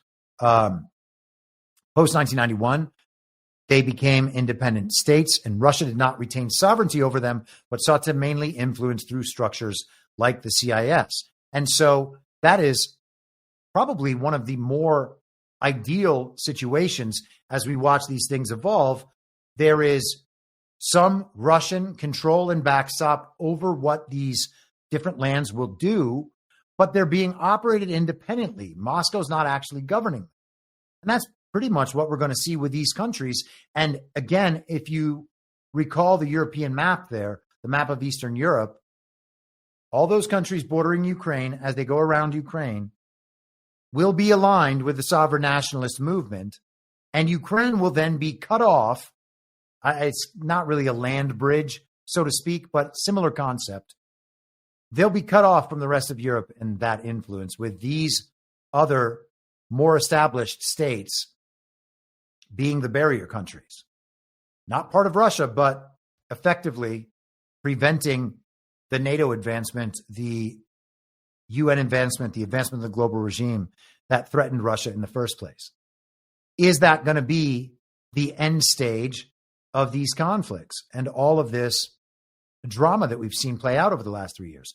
I would suggest to you, yeah, that's the end stage. Okay, you can see it coming into being. You can see the same thing happening in other parts of the world. Again, it's the same situation I describe in Israel with Palestine and Israel probably taking little chunks out of Jordan and Syria. All these things are negotiated. Okay, they're not won in wars. They're negotiated, and they've been negotiated, and they've been in place for a long time. And I think when you see the Syrian sanctions going off and immediately all these new deals come in, we can understand that these things have been in place for a long time. All right. The big project is what matters. The macro pattern is what matters. And so let's finish off with Putin today on his phone call with Donald Trump. Man, let me get I thought I had this video downloaded. Here we are. Okay, so this is the full video. Obviously, Putin is speaking Russian the whole time. I'm going to speed this up and hope to successfully read along with it. I think that that's my best bet, because I think it's important to communicate his message accurately to what he actually said rather than summarizing. But obviously, there's a bit of a problem with the fact that he's not speaking English. So let's give this a try, and hopefully the volume will be acceptable. He says, "Good evening, colleagues. Colleagues asked me to say a few words about the results of our telephone conversation with the President of the United States. This conversation took place lasted more than 2 hours. I would like to note that it was very informative and very frank, and on the whole, in my view, very useful in this regard. First of all, I thank the President of these United States for the U.S. support of the resumption of direct negotiations between Russia and Ukraine on a possible peace agreement. Regarding the resumption of negotiations, which were interrupted by the Ukrainian side, as you know, back in 2022, the President of the United States has put forward his position on the cessation of hostilities, the ceasefire. And for his part, he also noted that Russia is also in favor of a peaceful settlement of the Ukrainian crisis. We must simply determine the most effective ways of moving toward peace. We have reached an agreement with the President of the United States that Russia will offer and is ready to work with the Ukrainian side on a memorandum on a possible future peace treaty with the definition of a number of positions, such as, for example, principles of settlement, timelines for a possible peace agreement, and so on, including and perhaps a ceasefire for a certain period of time if appropriate agreements are reached. By the way, contacts between the participants in the meeting and the negotiations in Istanbul, they have resumed, and this gives reason to believe that we are generally on the right track. I would like to again emphasize that the conversation was very constructive, and I rate it highly. The question, of course, is for the Russian and Ukrainian sides to show maximum desire for peace and to find those compromises that would suit all sides. At this, I want to note that Russia's position is clear. In general, the main thing for us is to eliminate the root cause of this crisis. If we need to clarify anything, Press Secretary Peskov, an assistant to Mr. Shakov, will clarify a little later some details of today's talks with President Trump on the phone. Okay. And so that's that. All right. I think we made it through that pretty easily. Putin says that Ukraine cut off talks, as you know, back in 2022. So what the media calls Putin's very brutal invasion, Putin is referring to as Ukraine cutting off talks. Now, we know that Ukraine's not Ukraine. It's Ukraine and its European backers. And because Ukraine isn't really a thing in the first place, it's only its European backers and would have been its U.S. backers in the Joe Biden fake presidency, but not now. We don't even pretend anymore. So that's who the negotiation is between. He has laid everything out. He said he had a great conversation with Donald Trump. They'll eventually make their way to a peace agreement. Now, Trump has said that it's not going to happen until the two of them get together. When are they going to get together? It's hard to know. Putin invited Trump to the May 9th victory parade. Will Donald Trump invite Vladimir Putin to Washington, D.C. for the military parade and for them to together end the Ukraine war? It would also be great if he could do the same thing for the Middle Eastern leaders and end the Ukraine and Gaza war. Just all at the same time.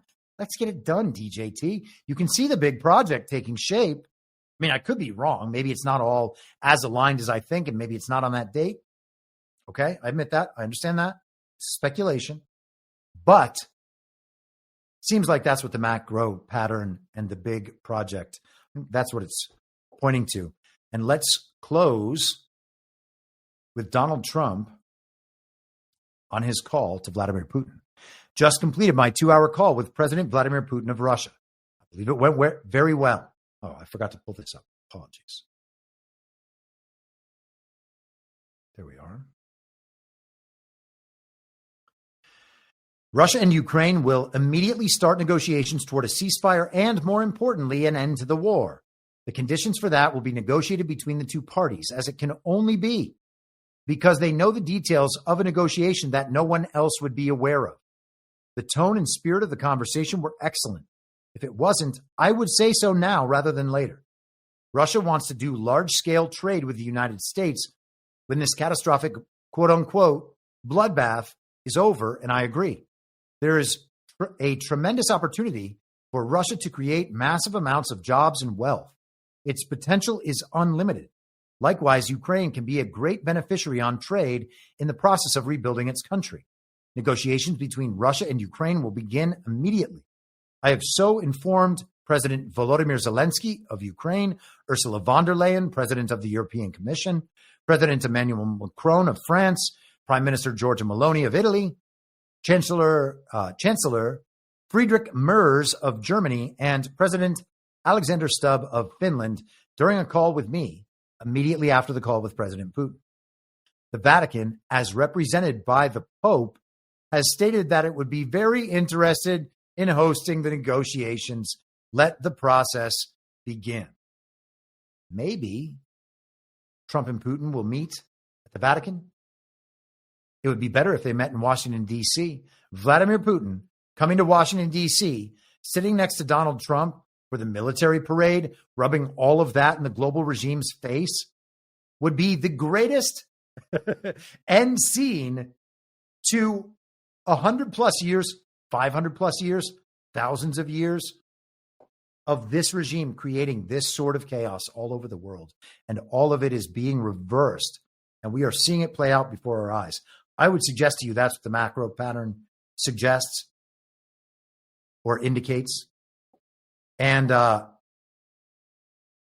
it cope if you want, or say that I'm too committed to my theories and not dealing with the reality of this Romanian election. But elections are fake. Romanian elections are fake. They already won the election last year with the guy on our side. So who cares what the television has said is the result of a fake election in Ukraine? The macro pattern is not going to be thwarted. It's not going to be stopped. The directionality is not going to turn around. None of it's going to end. It's all just going the same direction. It has been going the whole time. And we're beginning to reach the conclusion stage of this phase. I think it's on display right before our eyes. All right. Going to check out the chat. I don't think I missed any rants. Oh, yes, I did. Polymath helping you with your highlighter, Chris. Thank you, buddy. APL uses highlights. Here it helps with things. Does she?